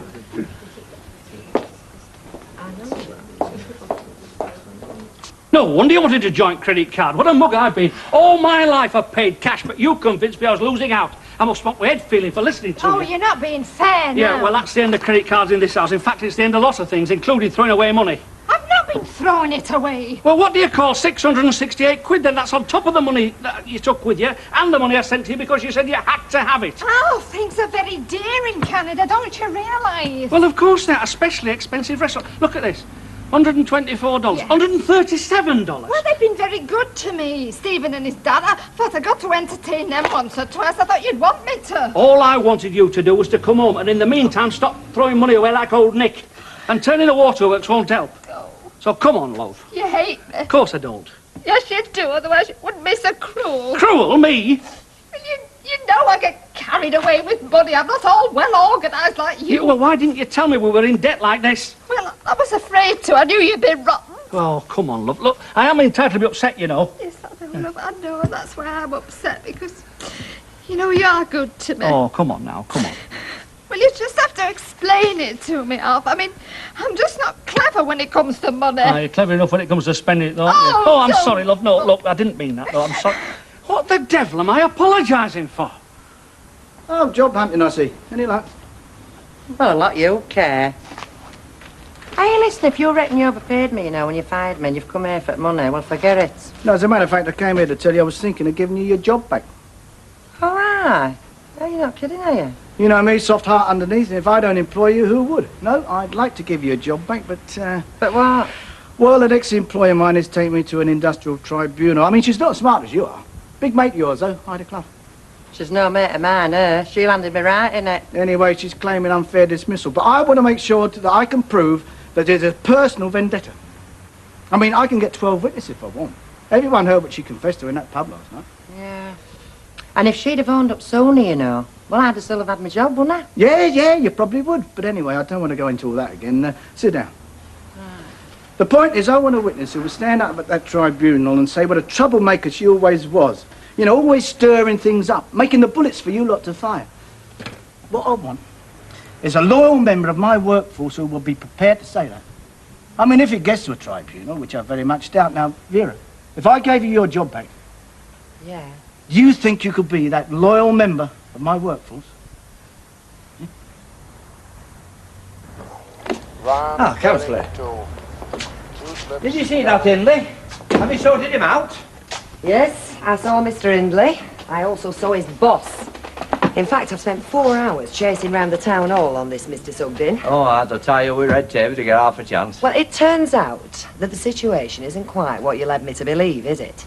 What are you insinuating? According to the files I've been shown, you were sent a letter nearly 6 months ago notifying you to retire at 65. Oh, they send that to everybody. I took no notice. Well, of course they send it to everybody. It's council policy. Retirement of caretakers at 65. Now, that applies to you, same as other people. Ridiculous. I'm fit and capable. They don't retire councillors at 65, do they? They don't chuck them out on the streets. No, and you're not being chucked out on the streets either, Mr. Sugden. I've also seen a copy of a letter you were sent offering you a flat. This is my home here. I'm not interested in moving. Yeah, but this place goes with the caretaker's job. Now, you must have known that when you started. Look, this flat they're offering you, Irwell Road, I see. Have you been to look at it? No, I haven't. I'm not interested. To the side of town. Who do I know round there? Tower block, isn't it? 5th floor. Oh, no. Look, I've made my home here. I do a good job. You know that. You're my councillor. Can't you make these people see sense? It's not always easy, Mr. Sugden, getting people to see sense. Oh, look. I understand you're not wanting to move out of here. I understand you're not wanting to retire. But it comes to us all. Ah, well, you're still young. It's easy for you to say that. All right, I admit that. But it's true all the same. Look, you might like this flat they're offering you. Why don't you just go and have a look at it? Or else they'll say you're being unreasonable. Just go and have a look at it, eh?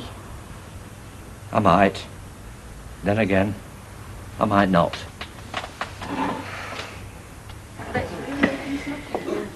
Oh, look here. Wow, what are we looking at? Nice one, Emily. Emily, you've had your hair done different. Oh, you don't think I've made a mistake? I had this sudden impulse for a change. Do you think it is a mistake? No, it's great. It suits you. Yeah. It takes 10 years off you. Oh, you don't think it's too much, too young a style? No, of course not. Who's it made off? Some fella? Oh, no, I'm too old for that. Get off, you're never too old. Oh, hey up. He's been asking where you've been all afternoon. Oh, there you are. He's like, I'm sorry I'm late back to school. When I was longer than I expected at the hairdresser's. Well, hold the fort, will you? I'm going out. Oh, right. If anyone rings, shall I tell them where you are? No, I'm just clearing up a loose end, that's all. I'm going to take someone some bad news.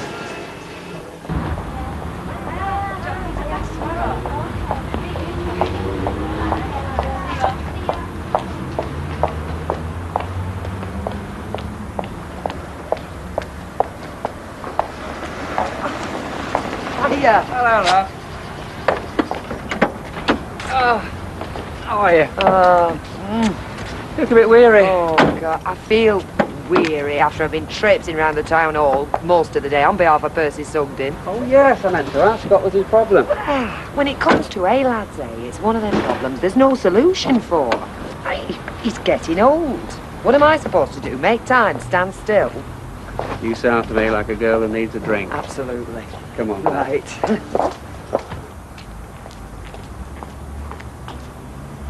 I say, if you ever think of putting up for councillor again, you've got my vote. Oh, hi. What's brought this on? Women councillors, they want shooting.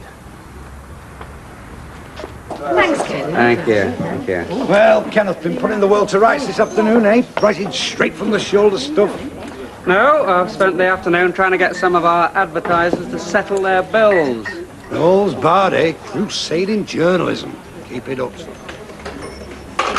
What's up with it? Oh, they're trying to get me to run front-page stories exposing Baldwin as a scoundrel. Oh, well, I know you dearly love to do it. Yeah, he and Vera gave me a hard time this lunchtime about Baldwin's villainies. I had to remind them of the laws of libel. Listen, you don't know what a hard time is till you've had to deal with Percy Sugden's complaints. So in the middle. All right, then.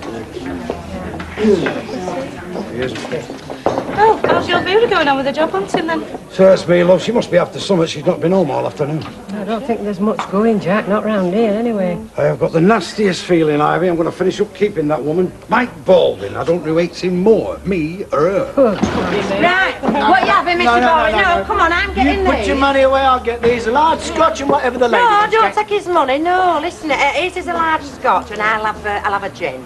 Hiya, girls. What's going on?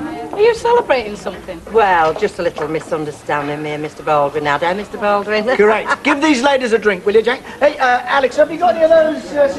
Yeah. Got my job back. Start tomorrow.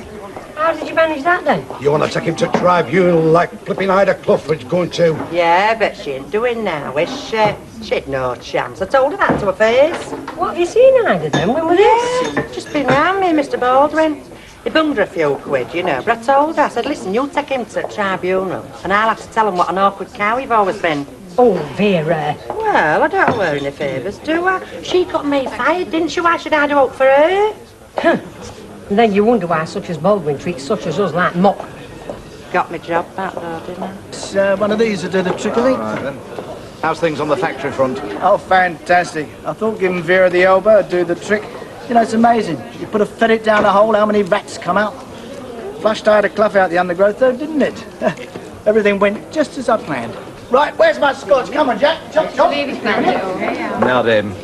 Mind, he's fast on his feet. I'll give him that. Cheers. Your son-in-law, your future ex-son-in-law seems very pleased with himself. Yeah, when doesn't he? True. Yeah. Oh, no. I've just been to inspect that rat hole in the sky in Irwell Road you want me to move into. I take it you're not struck, Mr. You'd have to be out of your mind to move in a place like that. There's filthy writing all over the walls, the lift's like a cesspit. You can tell them town lighters I'm not shifting. I'm digging in. I'm putting the barricades up. Rommel couldn't shift me, neither will they. No, hang on, Percy. I'm going back to my flat. That's my home, and an Englishman's home is his castle. And if they want me out, they'll have to drag me out. Oh. I better go and see Mr. Hindley first thing. Warn him we could have trouble. The Middle East is simmering out to boiling point again. I wonder if they'll ever sort that lot out. Well, right now, I'm more interested in sorting Percy Sugden out. You heard what he said last night. Oh, I wouldn't worry, love. It's just his usual hot air. I'm not so sure. He's very upset. And I can't say I blame him. Well, he'll huff and he'll puff, but that's about it. I mean, our very own Cape Crusade against the breakdown of law and order, bucking authority is the opposite of everything Percy stands for. Yeah, but he's scared. I mean, when you see yourself suddenly without a future, who knows what a person will do? Might be able to answer that from personal experience shortly. Why, has Kavanagh said something? No, we're just sort of jogging along in a state of what you might call armed neutrality, though how long I can jog along like that for, I don't know. Until you convert him to your point of view. Unfortunately, love, there are some people who believe there is only one possible point of view, and that is theirs. And Nick Kavanagh is of that ilk. Yeah, so's Percy Sugden. Can you carry all that load? I'm not as fragile as a Luke. I hear you're a bit of a dab hand with the Hoover as well. I'm a demon, but I didn't know I was famous for it. Well, Ben speaks highly of your work at the pub. Do you fancy another job? You're the boss of factory, aren't you? Yeah, that's right, Mike Baldwin, but I'm talking about cleaning the flat. I heard you got a woman after Hilda left. Had a couple, yeah. Not much coke there. Get back to find the dirt gone, the rubbish gone, half my scotch gone as well. Look, if you're interested, call in the factory, we'll have a chat, eh? I'll be there at 2. Right. Have you got a ham butter or something? I didn't have time for breakfast. Oh, right. She seems a nice, cheerful soul. Well, as long as she hasn't got sticky fingers, she can be as miserable as Les Dawson's mother-in-law. You don't get honesty these days, you don't get loyalty, you don't get appreciation, you get nout. You're absolutely right, Percival. Have you got my order ready? I have, yeah. Oh! Come on, what are you doing in here? It's time. Don't panic, don't panic. I've got an early appointment. But I know that you will be on time, Ivy. Hey, Percy, you having a party? It's the last thing I'm having. Well, you normally buy this much in a month. Well, I might not be going out again for a month. Oh, dear me, you're not sick, are you, Percy? In the manner of speaking, yes, I am. Heart sick. Right, now, come on, that's £17, 43p. 20. What's it all for? Siege rations. This is me, nobody declared war after while my back was turned.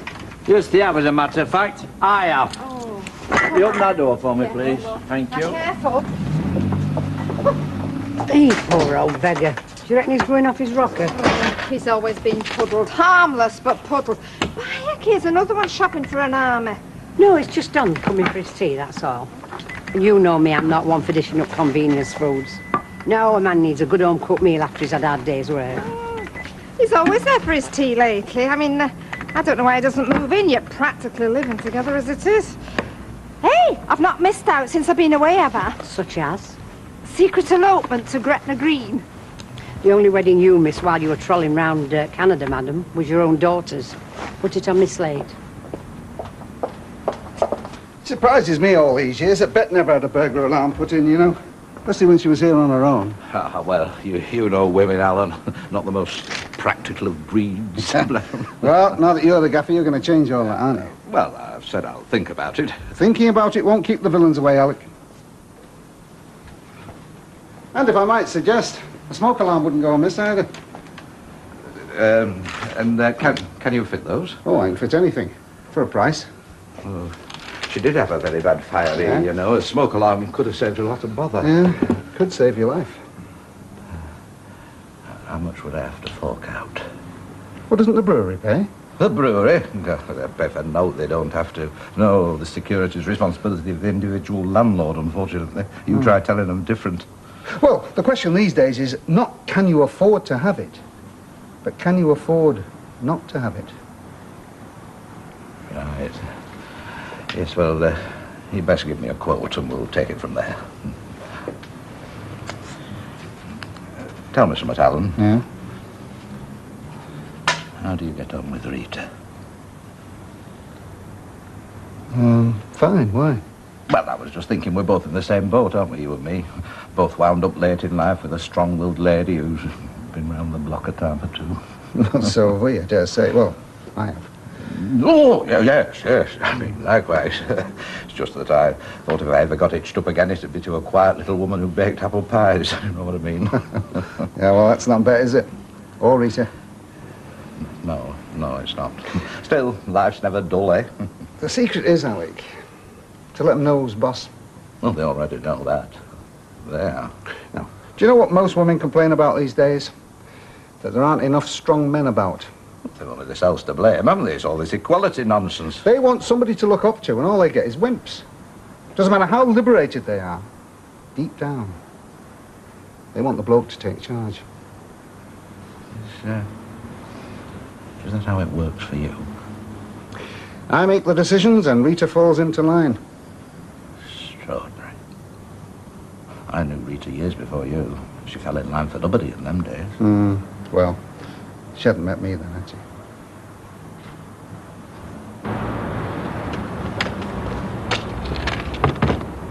Give me the watch for the enemy. As a matter of fact, I am. You're obviously lying low, planning their strategy, but I'm ready for them. What are you planning? Boiling oil from battlements? It's no joking matter, this. It's life or death to me. You know, I don't know what you're giving yourself all this aggravation for, old lad. I mean, what is so terrible about retirement anyway? How would you like to be put on scrap heap, told you no further use to man the base when you're still in prime of your life? Me? I'd like nothing better than to draw a nice little pension without getting up every flaming morning and going to work. Aye, it would suit you, that. But not all us born idlers some, are we, Kenneth? What? I'm not saying I do now. There's a lot of things I'd rather be doing than working. Jack's got a point, you know, Percy. I mean, retirement needn't be an ending these days. It can be an exciting new beginning. So what do you reckon I should begin at, then? Getting Eddie the Eagle, give me a few lessons in ski jumping? Look, there's lots of things people can take up later in life. Haven't you got any hobbies? My work's always been my hobby. It's true. Well, then maybe it's time you had a change. A man of your abilities. I know what you were doing. You're trying to save that wife of yours having any more bother with a stubborn old fool like me. Deirdre doesn't think that about you. Makes no difference any road. I don't let what people think get it road of me standing up for my principles. Right, go in, love. Oh, I'm out of breath for you. Yes. Oh, is this it? Well, I can't make my mind up, Vera. It's either between that or that one. What do you think? Oh, I don't know. They're both a bit... What? A bit what? Subdued. Subdued? Yeah. I didn't know you had that word in your vocabulary, Vera. Hey, less of the cheek. No, I like something a bit more cheerful myself. Hey, what about this, kid? Oh, Vera, you can have shocking pink with orange spots in your living room if you like. Me, I prefer something that's not going to dazzle my eyeballs every time I walk in. Oh, well, suit yourself. So you've got Don lined up to do it for you, eh? I've not got him lined up, Vera. He volunteered. Oh, don't be so touchy. Look, why shouldn't he help round the place? The amount of time he spends here these days. I am getting sick and tired of this, Vera. Can't two people enjoy each other's company without somebody making a snide remark? I'm not being snidey, Flower. I like Don, mate. Look, I've always said you and him should, well, make a go of it. You reckon he's a better bet than George Wardle, then? You what side of him, George Wardle? Was rubbish. Well, you once told me, love, I can't sit on fence forever, can I? No, you can't. Hurts your bum for one thing. Oh, listen, love, it were you that said you didn't want to have to make a decision. No, well, it took me a long time after Bert died to adjust to living on my own, but I did it, didn't I? You did, love. Don't mean to say to stop like that forever, though, does it? I mean, times change. You've got to change with it. Well, that'll be done. I promised to meet him in pub. Oh, bless him. Can't wait. Right, Mum. Oh. Won't take me long to measure up. What for? Well, that decorating you said you weren't doing. One thing, don't pick out with a complicated pattern because my matching up's not that brilliant. Lovey, Don said he'll do it. Oh, well, if he wants to, it's fine. Well, you know, I just sort of mentioned it needed doing, and, well, he sort of volunteered. You don't mind, do you? Why should I mind? I mean, good luck to him. Just hope he can match patterns better than me. And as long as you don't pick that revolting monstrosity, talk about bad taste. Still no sign of a job, Lovey? No, not really. In fact, Alan said there might be something doing, but I'm just keeping my fingers crossed, you know. Oh, well, let's hope so. Oh, lemonade, please, Gloria, look. Add soy sauce on my dinner. It do not give you a thirst. What have you done to yourself? You look like those women who come knocking on my door trying to sell me religion. You never mind. I wish I had their money. What money? Some evangelistics. Millions he made. Fleets of cars, private planes, mansions, a lot. Behave, that's in America. I'm gonna get up to all sorts of monkey tricks to them motels. Hallelujah. Where can we join? Tell me, what I want to know is, do I look like a sober, respectable, hard-working girl that you trust for your front door key? Trust you in mine any time, darling. I'll tell you what, I'm not that fussed about you being too hard working. Oh, I'm going for an interview with Mr. Baldwin. What's a cleaner for his flat? My word, you are stepping into Elder Ogden's shoes. Yeah, well, apparently he's had quite a few women since she left, and the only thing they were good at was helping themselves to his booze. So we can get a better job than working for him. Wow, what's wrong with you? I thought he was okay. Nothing's wrong with him. He lives alone, everything's modern. A nice little job for her, and she needs the money. Oh, dead right I do. We can't live on what I get from here. Have you any idea how much it costs just to feed a growing lamb? That's my mum's theme song and all. Well, as long as she keeps out of his road. Oh, I see. He's a bit that way inclined, is he? Well, don't worry, Pet. I can handle his type. Staff meeting, is it? Yes, love? Yes. Hello, Emily. Oh, I'm there. I'm sorry I'm late, love. He's showing beer at wallpaper books. Have you made your mind up? Yeah, it's a choice between two. 3? 2. Whatever. When I come round tonight, you can give me details. I'll pick them up in the morning. Oh, no, I'm going to do that tonight after work because they're open till 6. No chance. Have you any idea how heavy rolls of wallpaper are? I don't want you lugging them. course, I can see his point of view. We all can. Nobody likes to think they're not needed anymore. But instead of taking a positive attitude, finding out what his options are, he's doing this head in the sand bit. Even Percy can't believe he can barricade himself in and the council will just let him stay. Well, it's a protest, isn't it? He wants to go down with all guns blazing. In a way, I think you've got to admire his guts. Myself, I've always been a gibber in. Yeah, the line of least resistance. Don't make waves, don't cause conflict, anything for a quiet life. I didn't used to be afraid of sticking my head above the ramparts once upon a time. We all grow mellower. Yeah. Apart from the Percy Sugdens of this world.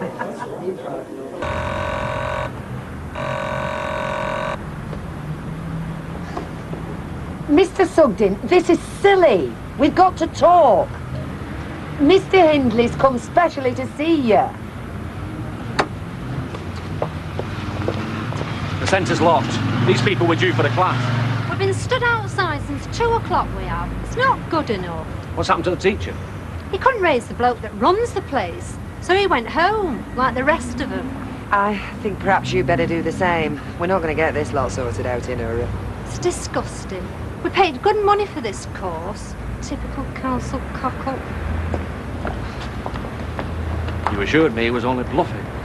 I didn't assure you, Mr. Hindley. I said I hoped he was. But I wouldn't put anything past Mr. Sugden when he's in one of his bloody-minded moods. Right.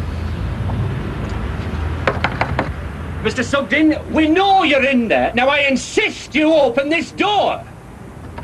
Don't you start shouting orders at me, young man. Well, stop being so unreasonable and let us in. Please, Mr. Sugden, we can't negotiate from out here. You want me out? I'm staying put. There's nothing to negotiate as far as I can see.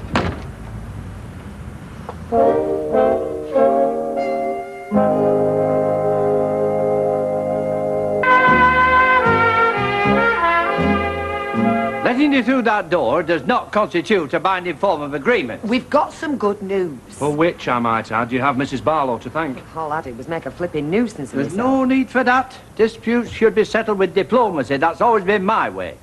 So you've thought better of it, have you? I'm sorry? I can keep your job. I'm afraid there's no question of that.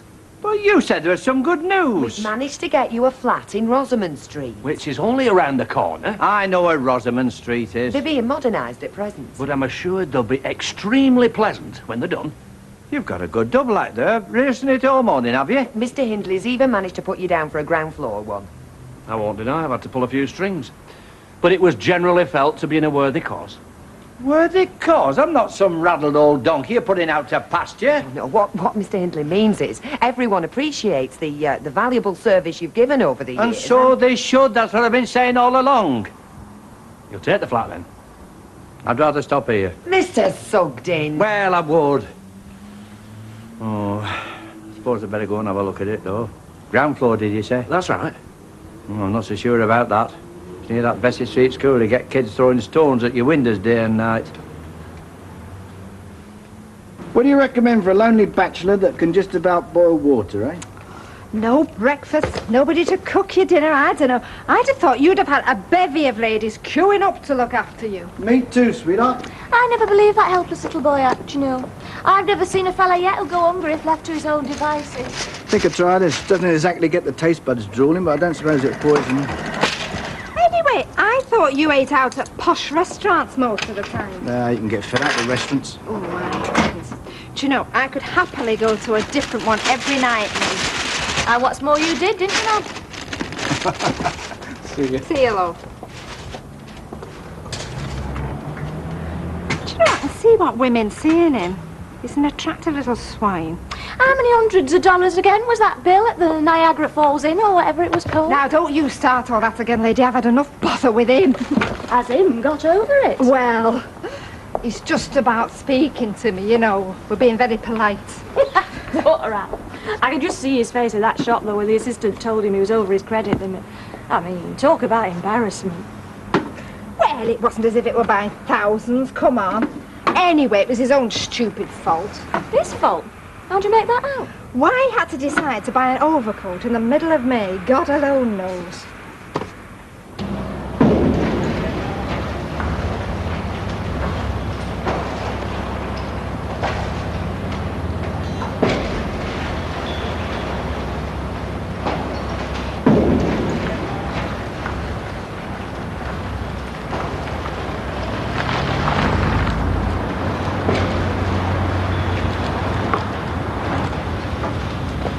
Don't fret, Dad. It's not about to fall down. Doesn't look far off it. Ah, well, wait till it's had the benefit of me and my mate's expertise. Oh, aye, look though you do a good job. Of leaning on scaffolding, supping coffee. Anybody inside? Or just a few hundred man-eating rats. No.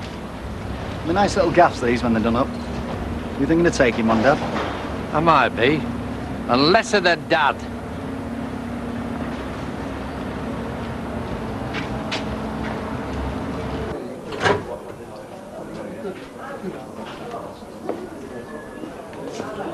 You heard how Sandra went on with Baldwin? Yeah, she got the job. Must be hard up. My feelings exactly. What's going on with them two in there? A bit thick all of a sudden, huh? I think Alan's putting some proposition to him.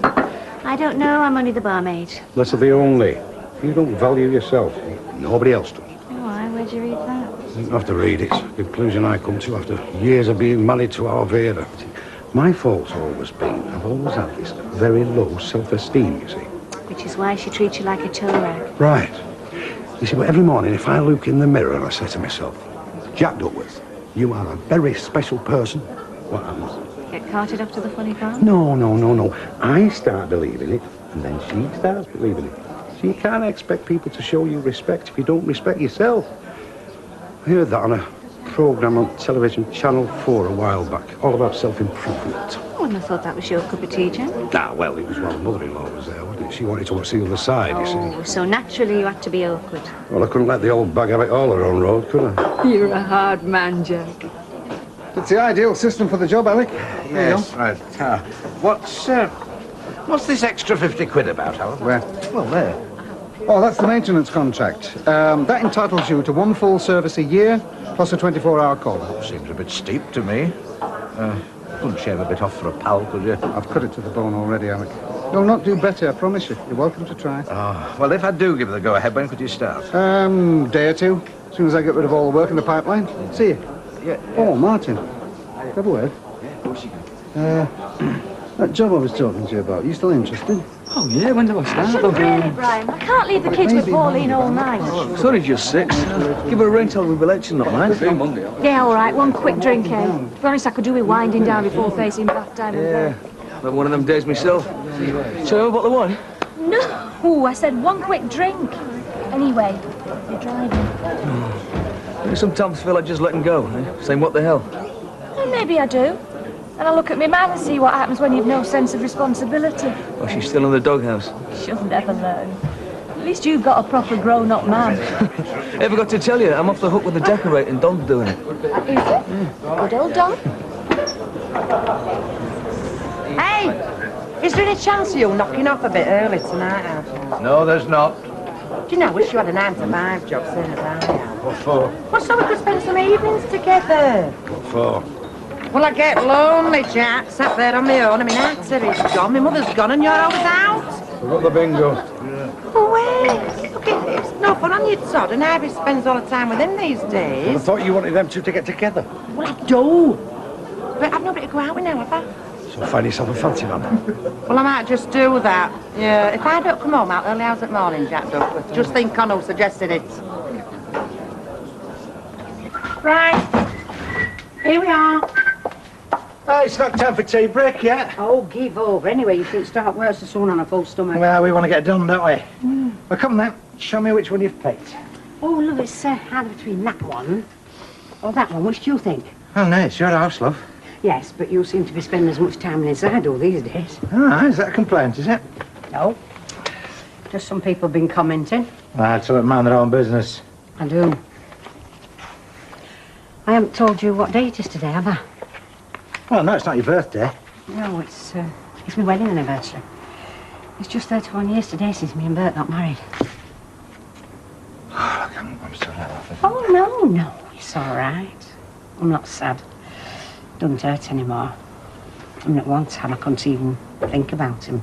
Couldn't even mention his name without a few tears, but I look back now and I'm thankful for all the happy years we had together. He was a good man.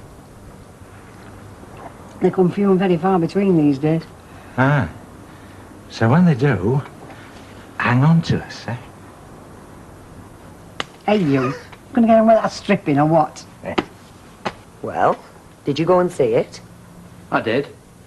And will it suit? Well, it's an improvement on that tower block in Earlwell Road you wanted to banish me to. Nobody was banishing you. Did you like it? This smashing little flats. Well, it'll be all right, I suppose, when they're finished. Chap told me it'd be a couple of months at least. Yeah, well, the problem is, you've got to be out of here by next week, so what I thought was, as a temporary measure, you could move into the Earlwell Road flat. You can forget that. Once they've got me in there, trapped. And they give that Rosamond Street place to somebody else. Of course they won't. I know that lot, they're devious. Look, quite frankly, Mr. Sugden, I don't see what else I can do. I've done just about everything I possibly can. You don't have to do any more on my behalf. I'll make my own arrangements. Oh, I see. Well, I've got a few friends in this area, you know, a lady not too far away from here. She'll put a roof over my head till my new place is ready. Ah, you're thinking of moving in with Phyllis Pierce, are you? Phyllis Pierce? Certainly not. No, it's Mrs. Bishop I'm referring to. She's always had a soft spot for me as Mrs. Bishop. She won't see me out in the street. Right, we're all set. Now, what time you say that wallpaper shop place open? Oh, about 9 o'clock. Oh, there's bits of that wallpaper everywhere. Yeah, well, there will be for weeks, I shouldn't wonder. Well, you should see a bit of difference by dinner time. A bit of difference. I'm hoping you'll have done near by dinner time and be upstairs at the landing. No problem. Oh. Hiya, love. Well, heck, he don't waste no time, does he? No, he doesn't as it happens. Hey, did he set all this up last night, then? I helped him, Vera. Oh, and here last night, up bright and early this morning. And with the lark. Oh, really? And before you say another word, Vera, no, he did not stop the night. Now, come on, it's time we weren't here. Right, so where's your paper, then? Well, I haven't got it yet. I'm going for it this morning. Oh, hey, what did you decide, then? Oh, flaming heck, Vera. That one. Are you happy now? Oh, I thought you favoured other one more. Well, we can change his minds, can't we? We? Well, me and Danny helped me to choose it. Oh, did you now? Oh, come on, you. Wow. Told you it's time we weren't here. Right, I'll see you dinner time, love. Yeah, you can bet on it. So, you won't be able to make it at lunchtime, then? I better say not. I don't know how long I'm going to be tied up. Oh, I think Tracy's trying to tell you something. I'm sure she is. Right, see you later. then. All right, love. Mwah. Bye. Bye. Oh, hello. Hello, I was hoping to catch Deirdre. Well, you have. Go on through. Right, thanks. Good morning. Oh, morning, Emily. Tracy said you wanted a word. Yeah, that's right. I did call round last night, but you were out. I went to the pictures with Mavis. Not that I enjoyed it very much. I don't think I was really in the mood. So, what can I do for you? Well, it's more a question of what I can do for you, which isn't very much, I'm afraid, except give you fair warning. Fair warning? What about? Percy Sugden. He's looking for temporary accommodation until his new flat's ready. I thought he'd been offered something. Oh, yes, he has, but there's no way he'll take it. So he's looking for digs round here. And guess who's top of the pops with our Sergeant Sugden? Oh, no. Oh, yes. Oh, he's got it all worked out, you know. You've got a spare room, Curly's gone. Probably thinks you're in need of the company. Oh, what am I going to do? Well, that's your problem, I'm afraid, but I thought the least I could do was warn you. So, if you've ever fancied that nice, long, relaxing cruise, I reckon now's the time to take it. 256, 268, £3 and 2 is £5. All right, Mr. Gardner. Hey, I hope your sister's back on her feet again soon with all that. Yes, Take care. Hiya. I was hoping you'd call into the cafe and save me a trip that got fed up waiting. Oh. So, ask Alf to make that up for me, will you? Brian will pick it up on his way home. Okay, lovey. Do you know, I've been trying to get away all morning, but with Sally stuck in the back sorting out a delivery, then Alf wanted to go into town to get his hair cut, so I could hardly say no, could I? I mean, the amount of time I've had off lately. You still don't know how lucky you are. I mean, after what you've put that man through, I'm surprised you've got a roof over your head. To tell you the truth, so am I. I mean, if fellas had treated me the way I had treated Alf, I should have been on my bike years ago. I take it everything's okay between you two, then? Yes, of course it is. Well, I'm very pleased to hear it. But just you think on. Even Alf has his breaking point, so if you've any more surprises up your sleeve... Oh, no, I haven't, honestly. Hello. Milk. Where would you keep that? In the fridge, love, at there. All right. Ivy only gets one bottle a day. And what with me being there, old teabag that I am. So you really are decorating a place for us? Well, just the living room, like. If you get bitten by the bug, you know where we live. Yeah, did somebody say something? Because if they did, I didn't quite catch it. Yeah, well, better crack on. You know what a slave driver Ivy can be. See ya. Ta-ra, Don. Ta-ra. Ta-ra. She really has got him eating out her hand, hasn't she? I wouldn't say that. Don't think Don's sort of fella who any woman would have eating out of her hand. Unless he wanted to. Exactly. I didn't say he wasn't enjoying it, did I? Well, see yourself down if you're stopping. I just thought I'd nip over, see how my old pal Perce was getting on with his battle with the bureaucracy. Oh, yes. Don't suppose there's any chance of a cup of tea, is there? A couple of them custard creams that I know you're so partial to. Huh? Well, I was going to put the kettle on, as a matter of fact. Good lad. Well, I'd see they've not sent the bailiffs in yet, then. If that's supposed to be a joke, I don't think much of his sense of humour. Could have very well come to that, you know. I was quite prepared to barricade myself in. Aye, so I heard. What I can't understand, mate, is why you've got it made. Got it made? Is that what you think? Chucked on the scrap heap of life, more like. I'll give over. I tell you, I wish somebody had offered me a right nice little pension, decent little pad. You wouldn't see my bum for dust. No, I can believe it. So, what's the place like, then? Eh? Your flat? Oh, it'll be all right when it's done, I suppose. In the meantime, they want to shunt me off to some temporary accommodation. Well, they know what they can do with that. Yeah, but if you've got to leave here, you've got to go somewhere, haven't you? Ah, well, it's times like this. It's good to know who your friends are. Friends? Yeah, you know, somebody that can put a roof over me after my place is ready. Somebody that's got a room to spare, like. I don't know many round here, person that's got a room to spare. I don't need many, do I? Just need one. Well, maybe it's inconvenient. I mean, Look, it I'm could not be... asking for vacant possession. I just want the use of a room. Now, what sort of a friend could deny me that? Mick, is that the time? Alec, he's going to think I've emigrated. I'll have to go. Go, you've only just come. Yes, I know. I didn't know the time was going. What about the brew? Another time.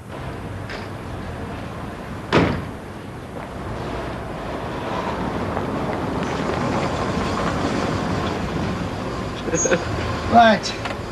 I won't be a minute. I'm just going to go and get the checkbook. All right. Well, have you heard that from Gilroy yet about the Rovers job? No, not yet. Well, do you want me to go and have a word with them, all right? No, I think we better leave it for a bit. I mean, we can't start the job for a couple of days, can we? Not with the work we've got on. Well, I know, but it's a big job, that, isn't it? You don't want to get inside and think his way out of it, do you? Don't worry. The tale I told him, he won't sleep nights until that place is alarmed. You know, his security arrangement's got more holes than a string vest. Give me a couple of minutes. Well, you know, you're working up to it. Percy Sugden after moving in with you and Vera. Oh, I could hardly crave myself. I mean, I befriended the man, looked after him when he was ill, took an interest in his well-being. Not as you want to pay me back, move in with Elvira. If he comes in here looking for me, I'm going down the cellar with the business.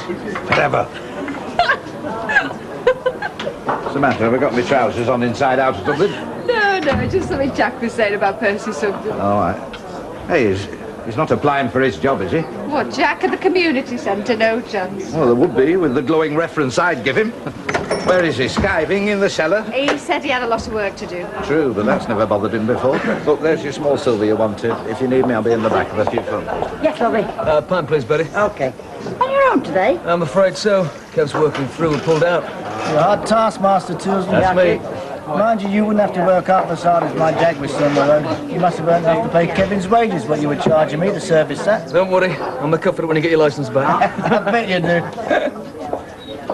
On your own as well, Vera? Well, it looks like it, doesn't it? Where's my mum, then?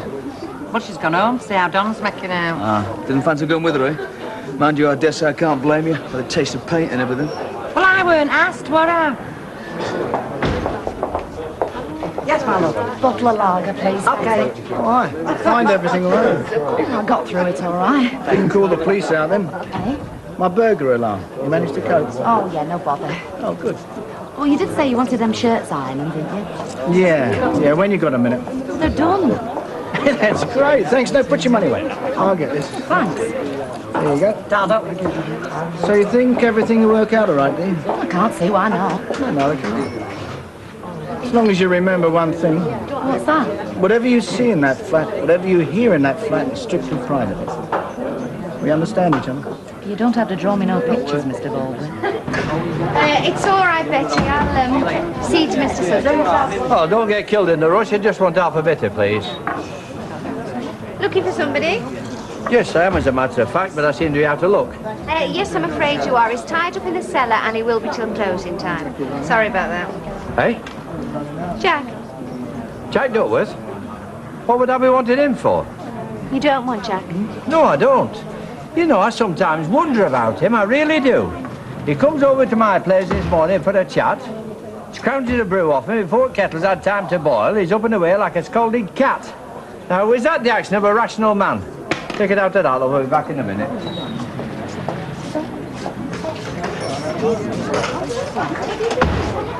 Oh, hello, Emily. I'm not stopping, Mr. Baldwin. I just popped in to say I've finished all that paperwork you wanted and I've left it on your desk. Emily, you are an angel. So, I take it it was all right if I'm a bit later in this afternoon because I wanted to nip into town. Yeah, of course it will be. You having a drink now, you here? No, thanks. I'll be on my way. All right, suit yourself. See you later. Mrs. Bishop, just the lady I wanted to see.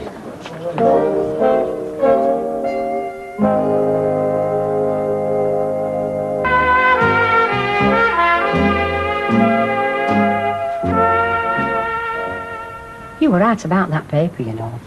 Other one would have looked far too cold in here. I only hope you're right about the number of rolls we need. Oh, I am. I'm definite about that. We had it written down. Not wrong, is it? Wrong? No bothering you. You've been a bit quiet all dinner. I haven't put paper on upside down, have I? No, of course you haven't. A bit daft, really, I suppose. What is? Seeing room changing like this with all wallpaper off, room taking on a new look, just made me think. Yeah, now look. If you're leading up to putting old stuff back on again... No, there's a thought. Now, just forget it. No. I was just thinking, you know, where things turn out. You know, when me and Brian and Bert first moved in here, we no intention of stopping. What did you come here for, then?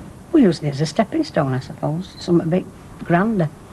We fancied it a semi somewhere, you know, with a bit of a garden. Bert would like that.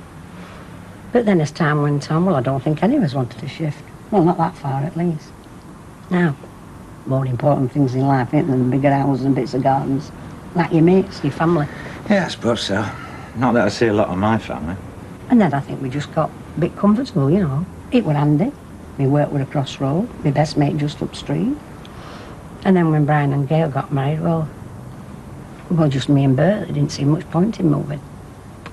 Just as well as things turned out, because when Bert, well, you know, I don't know what to do without my mates. I don't, my neighbours. They pulled me through.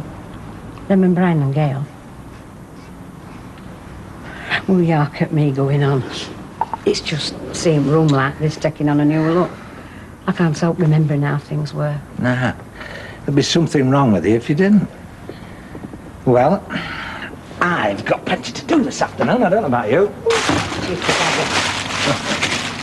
Listen, you're stopping for your tea, aren't you? Oh, I don't know about that. I mean, what would folks say? Well, nothing that they haven't said for about 100 times or more this last couple of weeks, especially Vera Duckworth. I think it's a bit late in the day to start saving my reputation. Oh, it wasn't your reputation I was thinking of. You're asking for a knuckle sandwich, you. Listen, there's some chops in that fridge. Put them on about 4 o'clock on gas number 4. Yeah. I'm on my way. There you go. You're a bit early, aren't you? Yes, well, I want to get out of here before Vera Duckworth starts poking her nose in. Right, I'll see you. You were saying?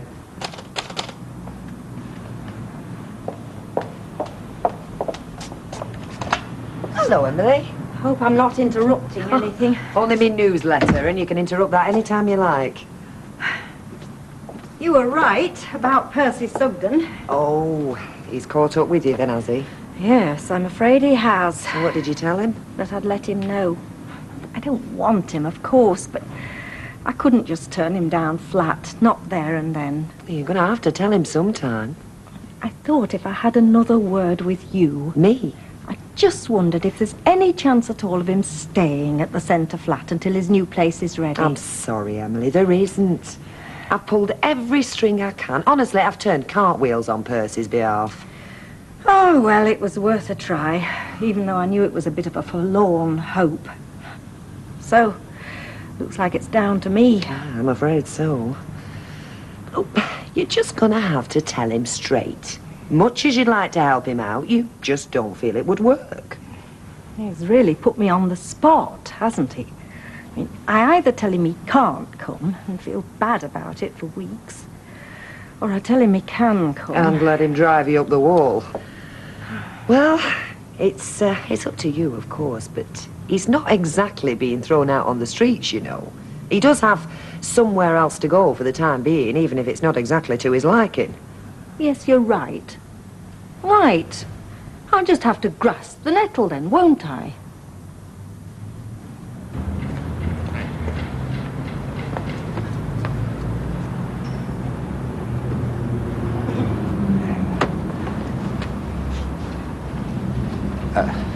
Alan! Alec, I was coming to see you later on. Oh, well, I've saved you the bother then. Oh. It's about the alarm system, I take it. Yeah, that's right. Yeah, you know, like I said, you know, we can't start for a day or two, but I wouldn't mind getting the gear in. Yes, you did say. Well, that won't be necessary now. How do you mean? Well, you remember you said I wouldn't get a better price? Yeah. Well, I have. Eh? Got a better price. It's about 10% better, actually. Oh, come on, Alec. I'm talking about a proper job. If you're talking about cowboy bot chops, I can take 10% off my price. I'm not talking about cowboy bot chops. I mean, it's straight up. It's the same specification, same gear, the lot. So I'll not be getting the job then? I'm sorry, Alan. The business is business. I see. Yeah, good. I suppose, you know, I could have another look at my price. Well, there's not much point, really, is there? Why not? Well, the other fella and his mate have already made a start. I'll see you. Hang on. You said the same specification and the same gear that I quoted for. That's right. Well, how did the other bloke know what I quoted for? I told him. You what? I bet you told him how much I was charging and all, didn't you? Well, like I say, business is business. Let's see, Alan. Come in, Mrs. Bishop. I hope you're not in the middle of your tea or anything. No, I've only just this minute come in. It'll be half hour yet, and I've got a lovely pan of homemade pea and ham soup on, so if you haven't eaten, you'd be very, very welcome to join me. No, thanks, all the same. Well, sit yourself down. I take it it's about what we were discussing earlier. Well, yes. Mr. Sugden, I do appreciate your situation. I knew you would, Mrs. Bishop. I knew you would, because you're that kind of person, aren't you? Thoughtful, considerate. There's not many I feel I could turn to in my hour of need. Mr. Sugden. Anyway, since I saw you dinner time, I've been thinking. Oh? Well, it must have seemed a right cheek the way I came straight out with it.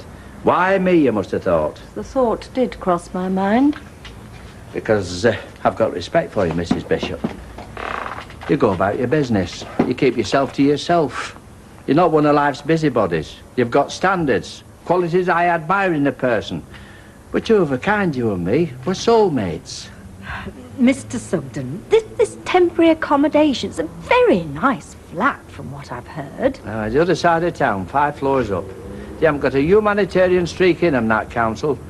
Not only would by losing my job, they'd be tearing me up by the roots and all. Tearing you up by the roots? Tearing me away from my friends, people I know and respect. But you'd be able to get the bus down here? No chance. 5 floors up, lift not working. I doubt I'd see the outside of that flat from the moment I stepped into it till when I left. A couple of weeks in that place, I'd have scars that would never heal. A couple of weeks? Yeah, that's right, yeah. Well, in that case, how can I say no? Thank you, Mrs. Bishop. You're an angel. Well, cheers, Jack, sorry. Oh, come on, cheer up. You've got a face like a wet weekend. Well, what do you expect? I was really looking forward to doing this place. In fact, we both were, Alan and me. Oh, you mean this alarm business? What do you think I was talking about? Well, it's nice to know your mates are, isn't it, eh? Listen, Sunshine, if you've got anything to say to me, you say it to my face. I'm not just a lump of furniture, you know. Well, you gotta admit, it was a bit of a shaker, wasn't it?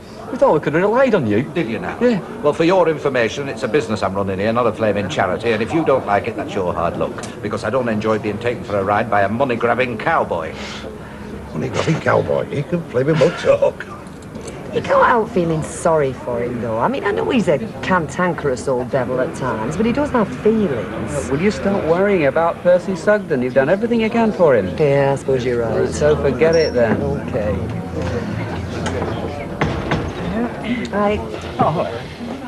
Good evening, Councillor Mrs. Barlow. Kenneth. That's it. What are you going to have, Mrs. Bishop? Well, if you insist, a sweet sherry. I do insist. 2 sweet cherries, please. What's all this in aid of?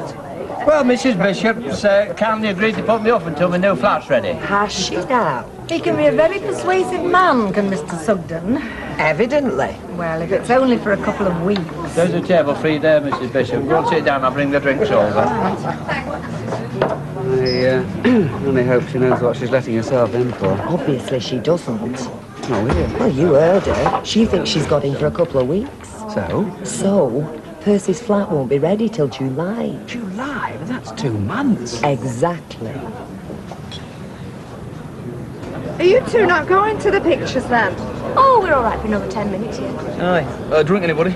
Oh, no, Tara, I better wait for Alf to come in. I don't want to be tiddly before he turns up. Do you want to call in and see how your man's getting on? No, thanks. I think we're leaving to it tonight. I don't think you'd be very welcome, any road. Hey? You know what they say about two's company? Are you joking? Up to the eyes in paper and paste. I tell you, my mum is going on at him somewhere rotten. Surprised if you ever sees him again after today.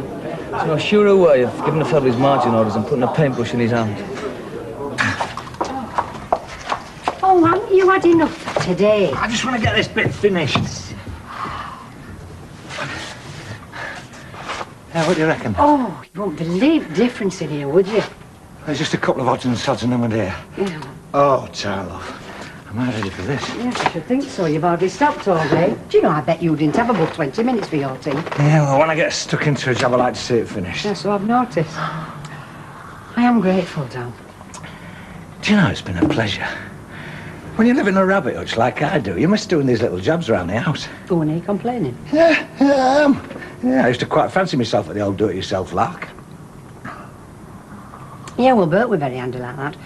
I think that was what upset him most after his accident, you know, the fact he couldn't do things same as he used to do. Yeah, well, I understand that. Yeah. Oh, look, I'm sorry, I'm talking about Bert again, aren't I?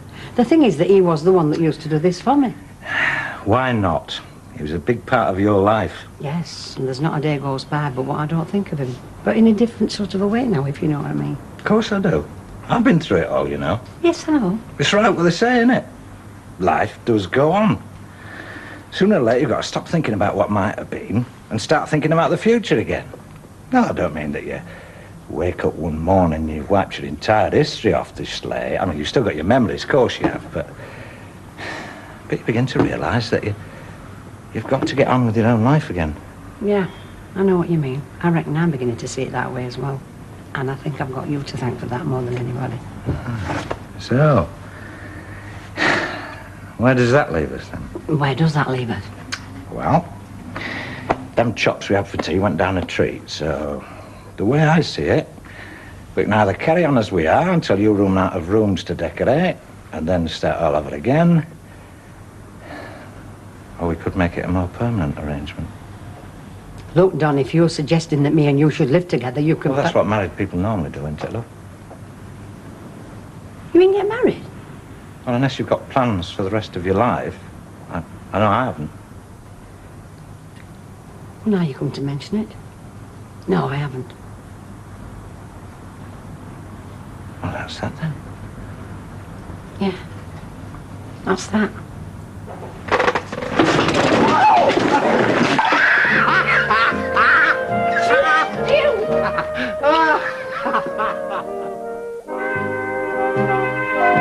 Plus always gives you more comedy. Man About the House continues at 7:30, but next tonight, George is a little upset because the dog seems to be getting better treatment than him.